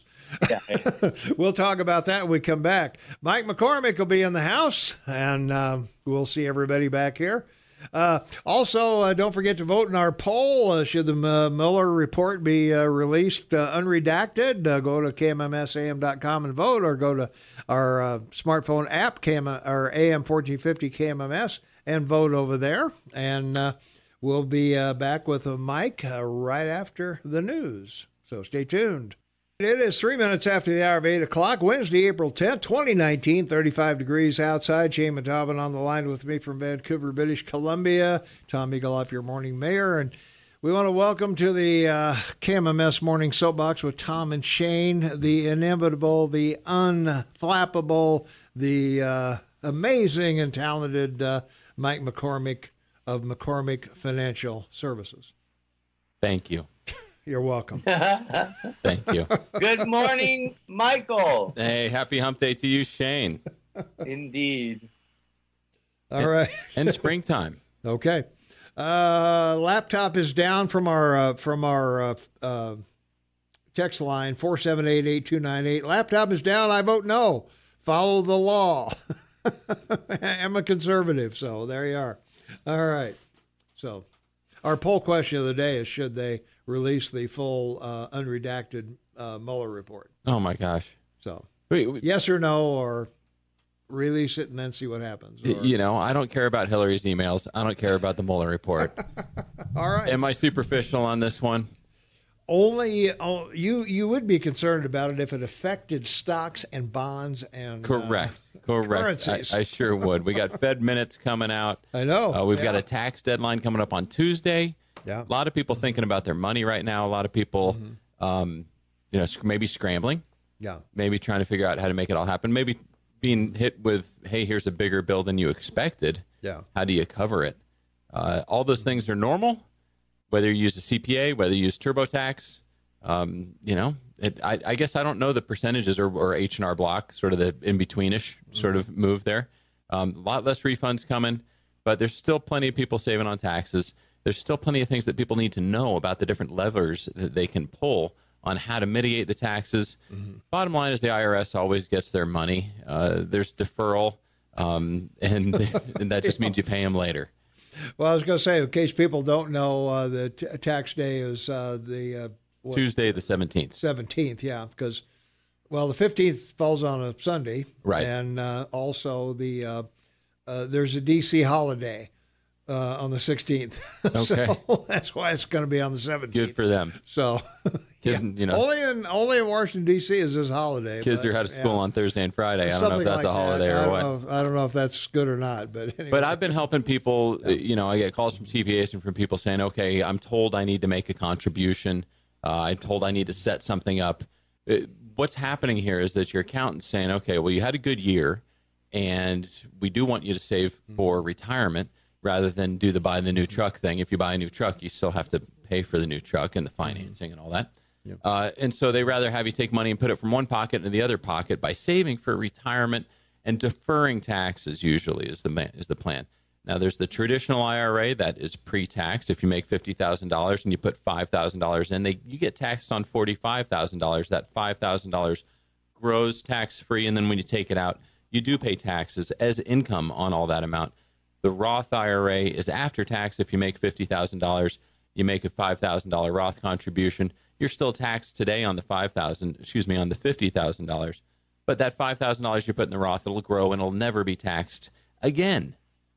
That's a good deal. That's a good deal. Now, mathematically, they're equal. Mm-hmm. Mathematically, if we have constant rate of appreciation, constant tax rates, they're equal. The way I want people to think about it is, if you're in your prime income earning years, now's a great time for you to get the tax deferral because you're at a higher marginal tax rate. The more you make, the more you pay on the taxes on the last dollar you made. Right. And so when you're thinking about that strategy, some things become sort of clear. You want to figure out how to put as much as possible on a pre-tax basis for 2018, and there's only a few things left that you can do. If you have a 401k through work, well, you already made your deferrals from your salary from the previous year. If you own the company, you've already submitted your payroll reports in January. So there's not a lot you can do there unless there's a profit sharing contribution option on that. And that's probably too late for you to set up if it's not already there. But a SEP IRA or a traditional IRA, these are things that people can set up today and still get the benefit for deferral from the previous year. If you're a business owner, you can set up a SEP. It works like a profit sharing contribution. And anybody can set up a traditional IRA so long as you had earned income. These are ways that you can reduce your taxable liability now. Paying taxes now is usually not what accountants are about. They're always about, tomorrow is a different day. Yeah. Tomorrow's a different day. And there's, advanced strategies about Roth conversions and all these sorts of things that can, in some cases, make sense for paying tax today. But 90% of the CPA's job is, we'll have you pay taxes tomorrow. Right. Or better yet, we'll have your kids pay taxes for you. How about that one? That works. That works for me. Don't give them money until you have to. Okay. We need to correct the record. Monday, April 15th is tax day. April 15th is Monday, not Sunday. And Looking at my calendar here, and well, thank you. I wonder April what 15th. Yeah, it says Monday. You can't believe everything you read on the intraweb, can you? No, I know that there is a holiday on the 16th, and that's what happens when the 15th falls on a Sunday, and then they have that DC holiday on the 16th, and then you'd be paying on the 17th, but not this year. Okay. So it is on, so there you are. Monday's the 15th, tax day. Boom. Monday is the 15th. I just going to want it for the listeners' benefit. Mike, this is for personal taxes, and there's a deferral date for private companies and public companies, correct? Correct. So company plans, company taxes are typically the month before. Yeah. And so it's a March deadline for corporate returns. And if you extend, you can extend for 6 months.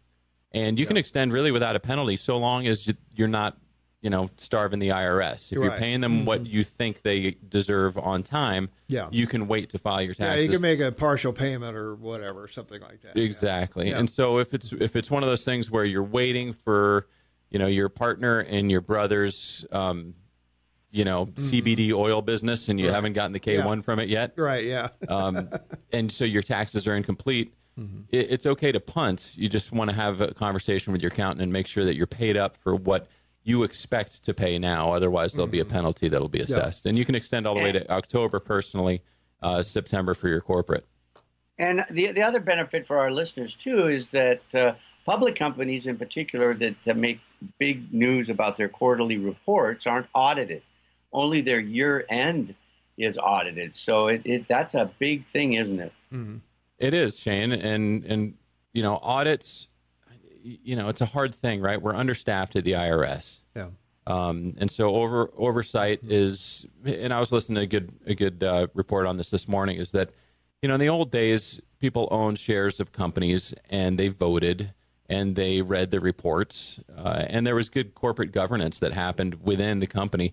Nowadays, everybody's holding these things through funds and aren't really involved in the individual corporate governance as maybe they should be because they own a share of the company. They refer to the board of directors in most cases. Right, right. And so, along with audits and things like that. As long as you're not losing money, who cares? What's the problem? What's my problem? As long as you're... But, if you're a big holder of GE or Ford or one of these companies where you're like, oh, gosh, I'm not really that keen on this. Right. How do I get out of this? You might have a bit more stake in the game. But no, generally these companies are working, I would say, with less oversight. And so, and that's caveat emptor.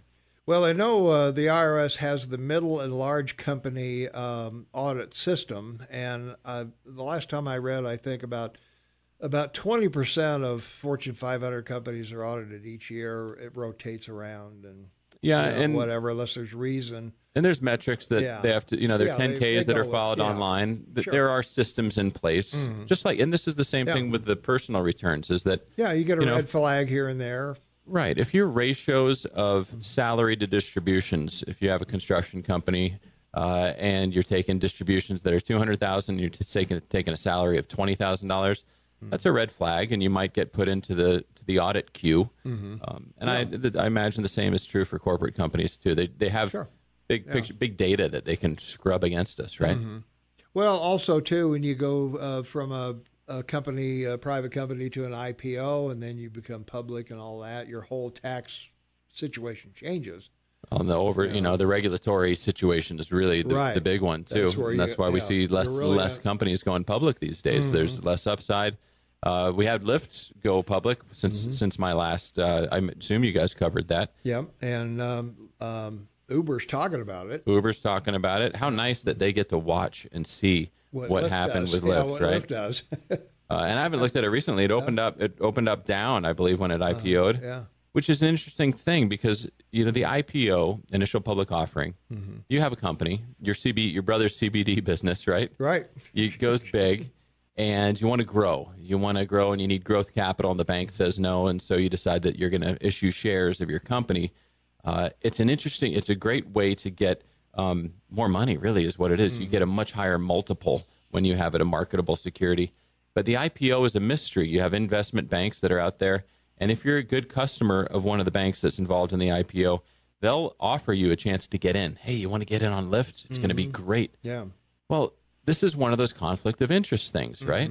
So you are you're working with a big bank. Well, that's what Bernie Sanders and Elizabeth Warren don't want, is banks to be in the securities and the exchange business and the currencies and all the other things. They just want them to be in banking. And, once they went to insurance and everything else, everything kind of went south. Right. So the bank's interest is in helping you and keeping you as a customer, but then they've got this customer called Lyft or whoever, and they make a lot of money off of that customer. Yes, they do. And it's in their interest to have the IPO come out as high as possible and have a ton of demand for it.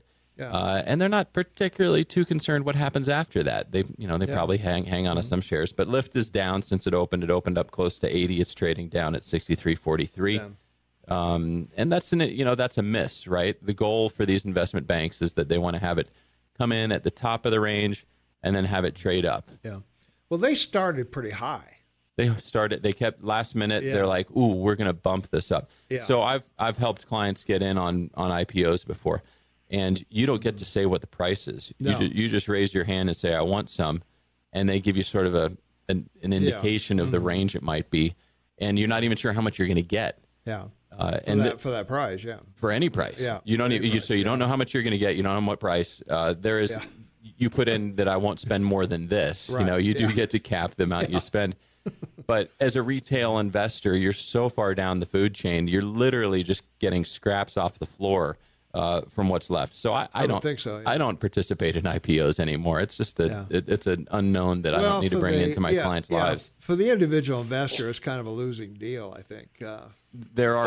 Here's a piece of advice. Yeah. So when these companies are started and angel investors come in and fund these companies, as you know, and I know, Steve, or Mike, they have to hold their paper for 2 years before they can sell any, or they can't. They're restricted if they own over 3%.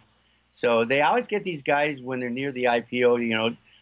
Increase the amount of stock that's going to be issued, which reduces their 3% position. And so when the market opens, the guys that can sell are the guys that have been holding it for 2, 3, 4 years, and the guys that have less than 3%, and they got millions of shares to sell because they've been sitting on it for 3 to 4 years. So. When an IPO comes out, you should be patient, because these guys are going to sell into the market at the beginning, and that's one of the things that, again, I don't think people may understand enough about how an IPO works and where the selling comes from. Right. And it's one of those things where, the market is a true auction. It's the purest form of capitalism with supply and demand. Facebook, similar thing. They set the price too high. It cratered down. Great time to get it once it had reached that equilibrium that Shane mentioned where, true supply and demand can interact. And then there was great opportunity for people. Well, and I think the other thing that happened when Facebook went IPO, so many of the employees had stock that was issued to them, and they dumped that immediately and became millionaires. According to Shane's rules, that's true. Yeah, when they're able to. So they dumped it, and then it went down to about that's the purpose for $13. The IPO is there so that the initial investors can get their money out. Yeah. Hey, something else I want to cover before we go to break is year-to-date numbers are, we just finished the first quarter, and what a quarter it's been. Technology companies up 23%. I know, yeah. Now, of course, they ended severely down. Christmas Eve, fourth quarter, right? Christmas Eve was terrible. Yeah, it was. and they're really just getting back to their former highs right now. But in order, technology has done the best. That's not that unusual. But I saw another report that came out that said, hey, let's take a good dividend stock portfolio and put it against technology and include the dividends. And it was really competitive. Wow. It was surprisingly competitive.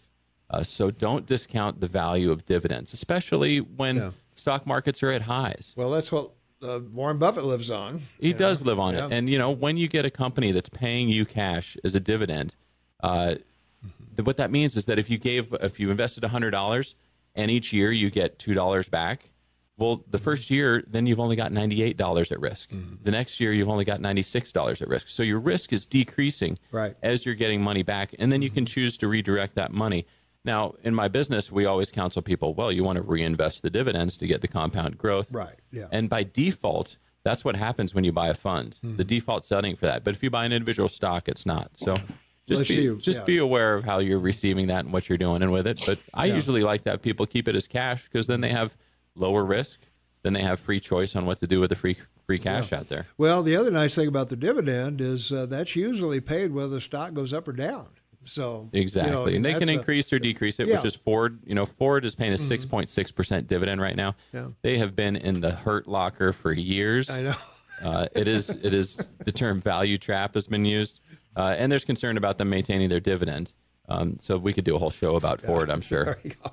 All right, we got to duck out or pay a couple bills. We'll be right back. 20 minutes after the hour of 8 a.m., it is Wednesday, April 10th, 2019, 5 days till tax day, April 15th, Monday by midnight. You got to get them in or get an extension to October 15th. Take your pick.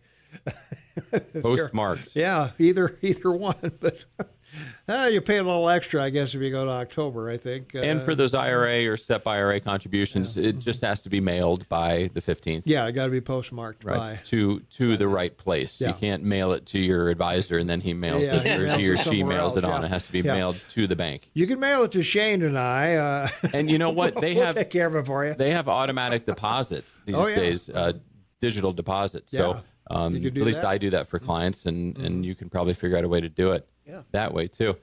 Along those lines, you just mentioned you and Shane taking deposit checks. Yeah. This is something I think people should know is that you don't write checks to your financial advisor. No. You write them to the bank. Right. And I always tell people, think of us as your expert shoppers in the global supermarket of financial products. Yeah, I was going to say, you're three parties in there. You're not across the table from me. You're sitting next to me. We're walking down the supermarket aisle. You're an assistant buyer. Right. You're an assistant buyer. We're going to walk into Costco together. Maybe we'll go into the co-op together to get your organics. But the supermarket is the bank that takes your money, and that's an entity that you might not be familiar with, but it's either Pershing or J.P. Morgan or Edward Jones or whoever. Yeah. And then the stuff on the shelves is the funds and stocks and bonds and all that sort of stuff. But just wanted to clarify that. I think it helps people understand those things a little bit. Mm-hmm. I also had something else I wanted to point out that's right up Shane's wheelhouse here. Oh boy. It is. He'll like that. Because it has to do with currencies. Oh, he loves currencies. He does love currencies, and he's good at it. He's all over the currency market. He's all over it. So as we know, Europe has been a poor investment since the recession, and maybe a scooch before. And it's curious because they, as an entity, most people only hold 20% of their holdings in international stocks, but they account for 45% of the world GDP. Mm-hmm. It's not just a U.S. game, but it has been just a U.S. game for making gains. And so when you look at the international basket of companies, the experience for the investor has been a really volatile ride and not great returns. And so I'm looking at a study from J.P. Morgan, and they said, well, what if we took out the currency fluctuations out of this? Because we value foreign investments in dollars. So that sort of adds a whole nother variable to it that can make your mind sort of get cross-eyed. Sure. What if we said, hey, we're just going to value it in their dollars? Mm-hmm. And it turns out that when you value it in their dollars, it's really much smoother ride. And if you're going to get lower returns, you want a smoother ride. That's the sort of bond idea, right? If you have a bumpy ride, you want greater returns over the long term. True. So the study just basically said, Europe's not as awful if you take out the currency changes in there. Mm-hmm. And looking forward, there's a possibility that the U.S. dollar might be weakening, which might boost European returns. I'm sort of the fan of skate to where the puck isn't, contrarian view. Mm-hmm. And right now, the puck is definitely not in Europe. It still is. I'm still not to the point where I'm moving my clients significantly into it. But everybody should have a foot in the water outside of the U.S.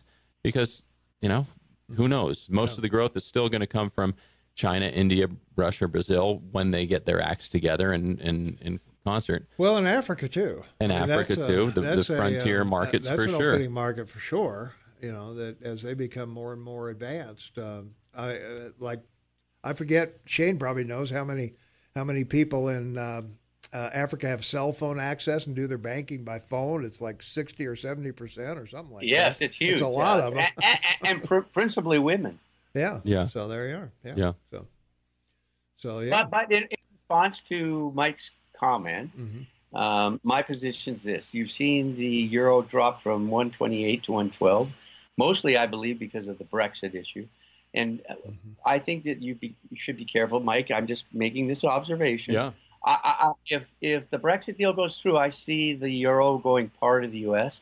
The European market slowing down because of the issues of Brexit and where it will be. And that's why commodities are such a mix, because England doesn't know what they're going to do about certain food stocks and even other commodities, metals and so forth with regard to Europe because of their need.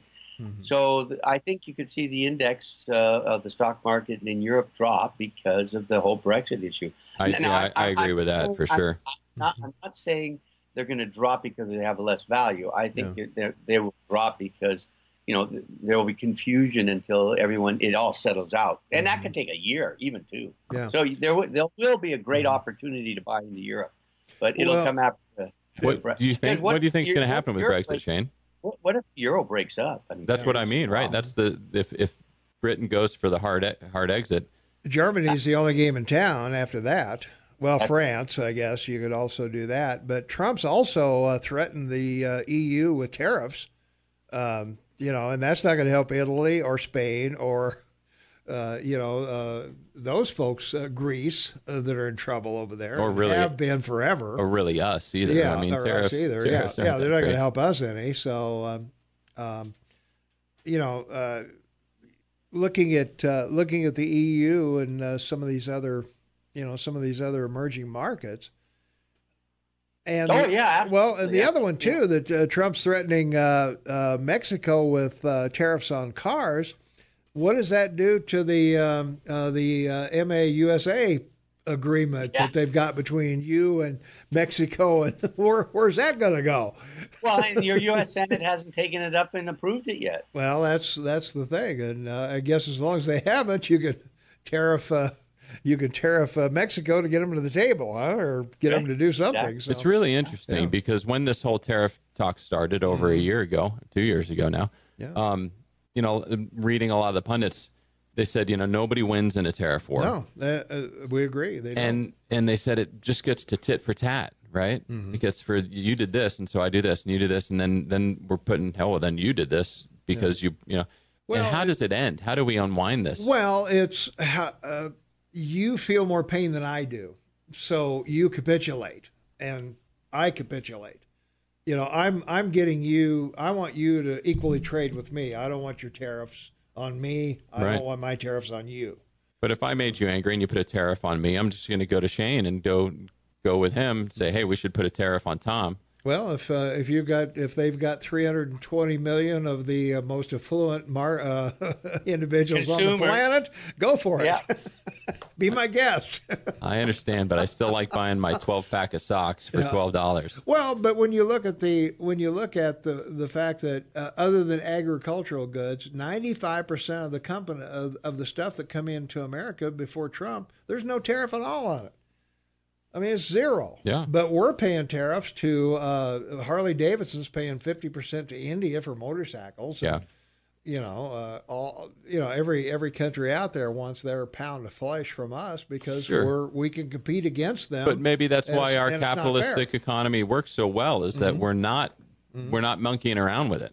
Well, we're letting it function. We're letting it do its thing. But we let it function with a big, long, heavy market imbalance too. That's the advantage your president has is the margin of profit on the 12-pack of stocks is so huge. They're not going to raise the price, and away we go. There you are. Okay, we'll be right back. More with Mike right after this. 25 minutes till the top of the hour. Sorry.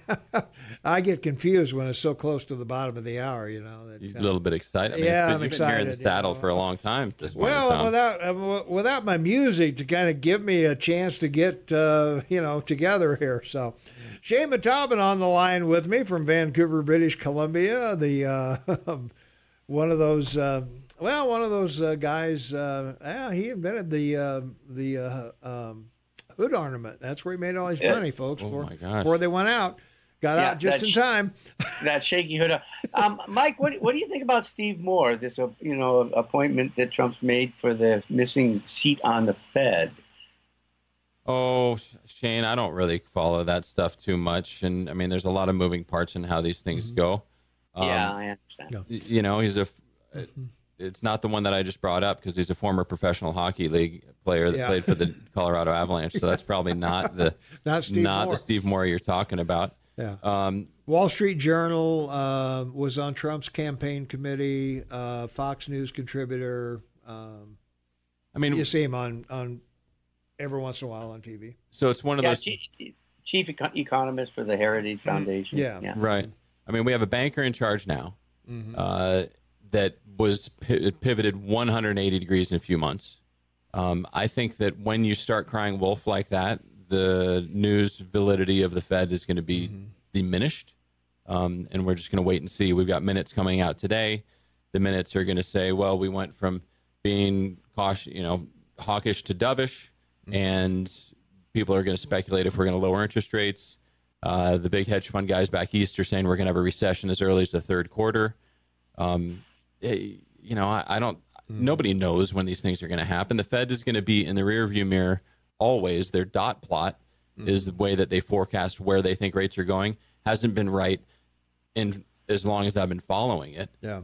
So I look at them sort of like your accountant, just looking in the rearview mirror and trying to pick up the pieces as life goes on. So I guess I apologize. I'm not familiar with Steve Moore and what his background is. I value the Fed. I think it's got it is where we are, and so we need to have clever people in there. But I don't think that we're at neutral right now with our federal funds rate, and I think that it's quite a balancing act. And what's the right amount that we should hold on our balance sheet? If we're only going to trim $1 trillion off of it, is that enough? Right now things are pretty good.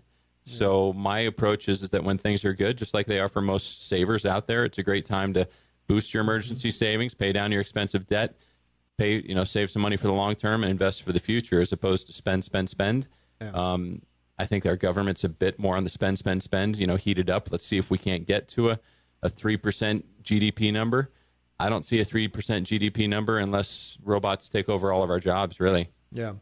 Well, the other thing, too, Herman Cain's another one that's up for grabs, and I think you know who he is.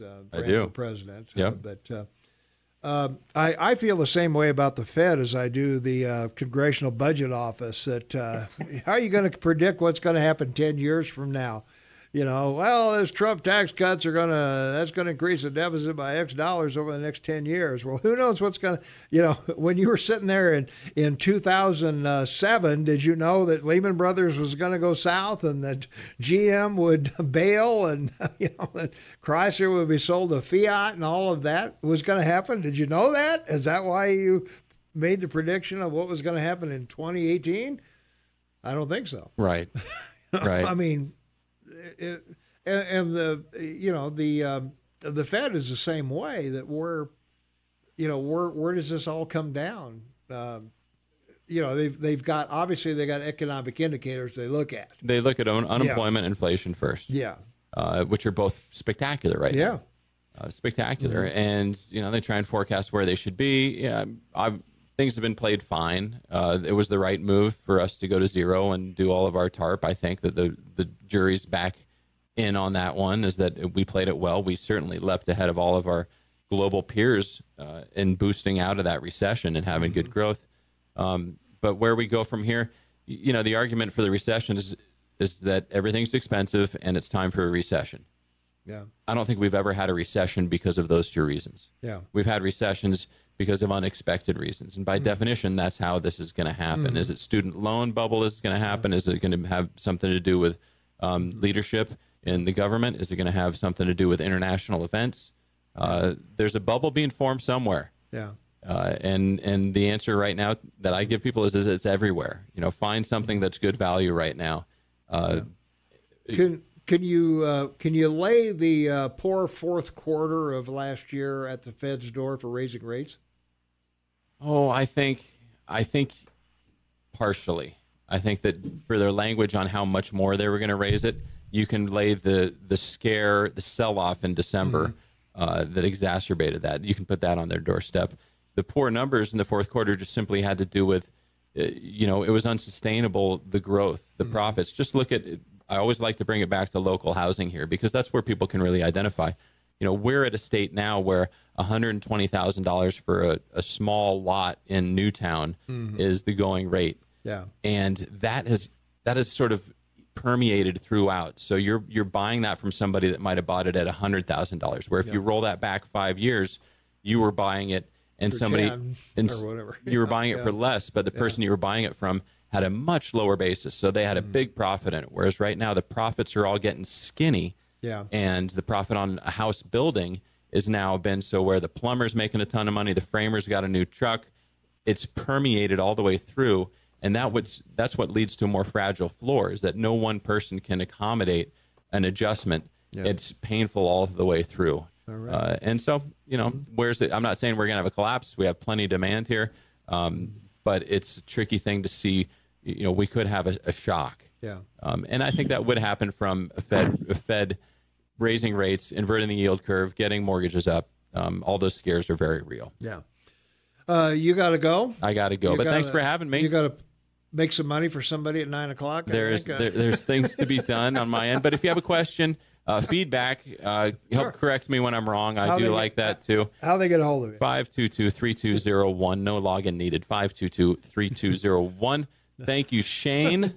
Thank you, Mike. Tom. See you next week, buddy. Yep. Talk to you next week. Next time I'll bring my guitar and play some backup music. Oh, there you go. We need that. We need that. Right. Thanks, guys. All right. Thanks a lot.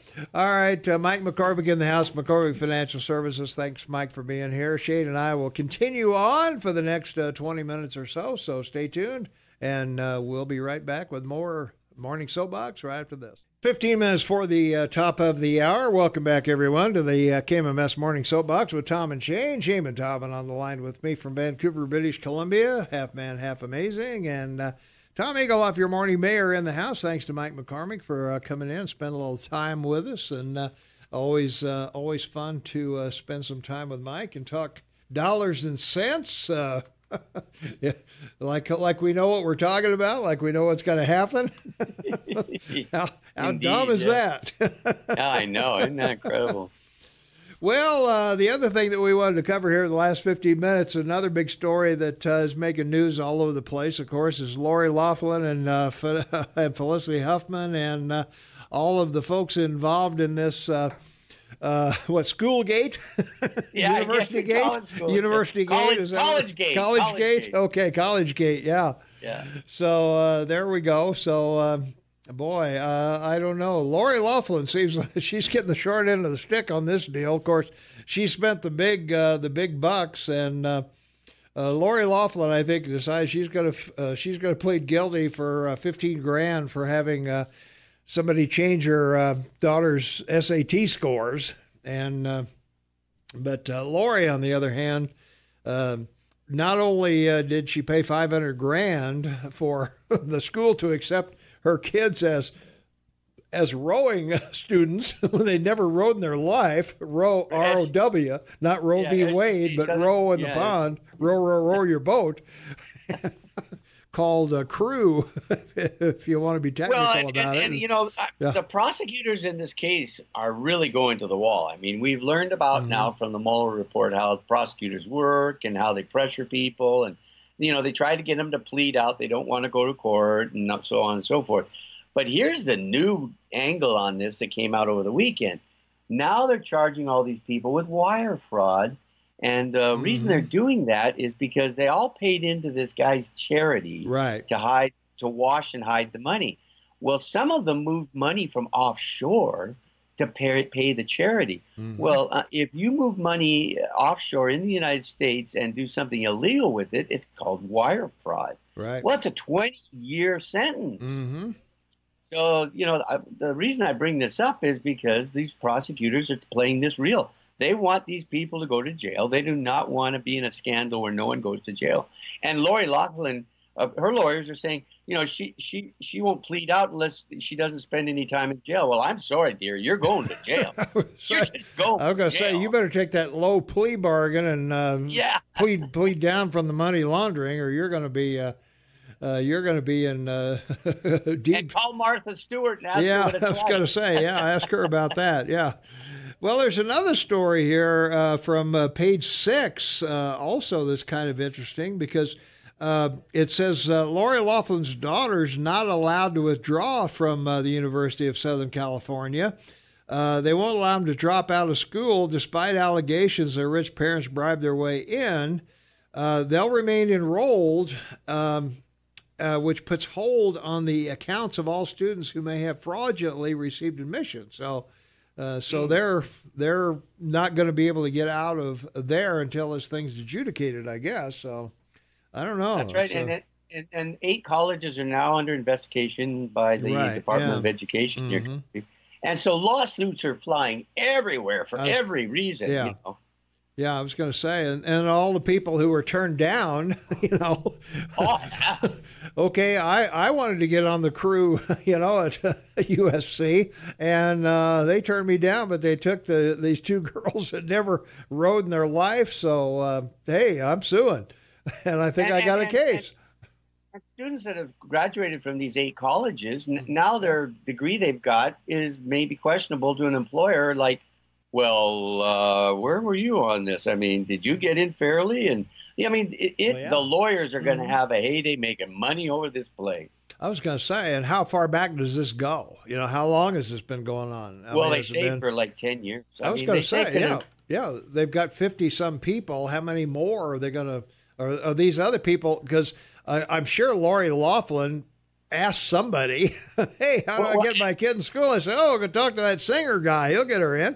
And Singer's turned on everybody, and now they say they've got 14 more people over the weekend. They got 14 more people they're going to indict. Yeah. Wow. So, I mean, this is, this could go back to when I was in school. Yeah, right. Yeah. Well, I do know that a couple of guys I played ball with got cars. I didn't get a car. Come on. But anyway. Yeah, there you go. That's the true. I was too dumb to know. I could get a car if I wanted one. Well, and then you cross it over with the NCAA investigation, right, for sports and colleges. Mm-hmm. So now you have this whole thing in academia for the next 4 or 5 years. Yeah. You know, that's going to be in court on both sides of this, sports and the parents. It's going to be an interesting situation for us. And we'll see where it ends. So, all right, we got to do the Rush update and a couple other things. So we'll be right back. Here's Rush. Welcome back, everyone. 5 minutes before the top of the hour. It's Wednesday, April 10th, 2019, 36 degrees outside. Tommy Galoff, your morning mayor in the house. Shane Tobin on the line with me from Vancouver, British Columbia. And Shane, I think that Ethos couple, I think they should be indicted for something. I don't know. They sound pretty shady to me. The kids are in bed. I don't know. Sounds like marriage counseling. I was going to say they need something. I don't know. Well, the good thing is we didn't have 2 Noxitrills this morning that didn't play, so that's a good thing. Right. So that's a good anytime thing. We get through the morning without Noxitrills is a good day. So, but anyway, we're talking about Lori Loughlin and Felicity Huffman, and Lori Loughlin allegedly paid for her daughters to pose as crew recruits. Crew is a rowing competition that some schools go for, even though neither of them had ever rowed anywhere. And Loughlin, 54, she allegedly gave $500,000 to have her daughters Olivia Jade and Isabella Rose designated crew team recruits, even though they'd never sat in a boat or whatever, I guess, other than a yacht. Well, I think it'd be fair to say they've rowed in limos everywhere. I was going to say they've rowed on yachts, probably, more than likely. But anyway, Felicity Huffman, she's 56. She pleaded guilty to giving $15,000 to cheat on the SATs on behalf of her daughter, although she says her daughter wasn't aware of this scheme. So, so I don't know. But I think Loughlin was pretty, I think they knew, the daughters, I think, pretty well knew. And I don't know if you saw the clip of her. She's a big deal on Instagram and YouTube and whatever. And she was commenting on, I'm not really going for the education. I'm just going to party. And have a good time at the school. And then you find out a week after that break, and you saw that video of her, that she was on the yacht of a trustee from the college that she's in the Caribbean. There you are. Wow, you send your daughter away on a yacht to the Caribbean with a trustee from the college she goes to? So, whoa! I don't know, but anyway, Lofton was arrested in March 13th. She's now free on $1 million bond, Shane. She got $1 million bond out there. So, but as you mentioned earlier, Laughlin, they falsely laundered the money through this Singer guy's charity, William Rick Singer, and his nonprofit organization, Key Worldwide Foundation. And they say it's a front for accepting bribes. And not only that, but they brought the money from offshore. So that was another violation. Yeah, excuse me for interrupting you, because I'm so excited to say this. I know, But the other thing that's so amazing is he runs all this money through a charity, and you can't find it anywhere. Yeah.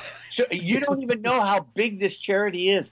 I'll bet it's $100 million charity. I think when the news comes out on this thing and the way he set it up, right, that you're going to find that, it's like $100 million. It's going to be really amazing. Well, that's what I say. It depends on how far down the line these things go. Because I think some of these people are going to, turn on their fellow man to get a lesser sentence. That's right.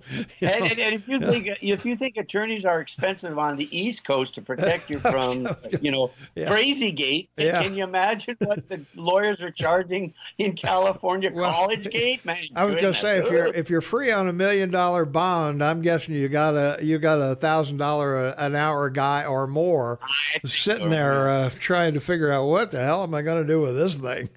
Well, Mueller has to get back to California because, boy, he doesn't want to miss this one. I was going to say, he's free now. Why not put him in charge of this whole deal? Well, he should go back to his private firm in California because he'll make a fortune there. Well, he probably will. All right. Well, he's got a big name now, so everybody knows who he is. So. All right. Hey, don't forget to vote in our poll. Should the entire thing be redacted and all of that? So we got to get over to KMMSAM.com or AM 1450 KMMS on your smartphone and vote. And Shane and I will see everybody tomorrow. Shane, say goodbye to everybody. Goodbye, Mayor. Look forward to talk with you and everyone tomorrow. Be happy, be safe. All right, man. Thanks a lot for being here. We appreciate it. And thanks to Mike McCormick for being here also. And we thank him for his insight and everything, and we'll have today's show up here in a little while. So if you missed any part of it, you can check it out at Tom and Shane's podcast, KMMS AM. We'll see you tomorrow morning, 6 a.m.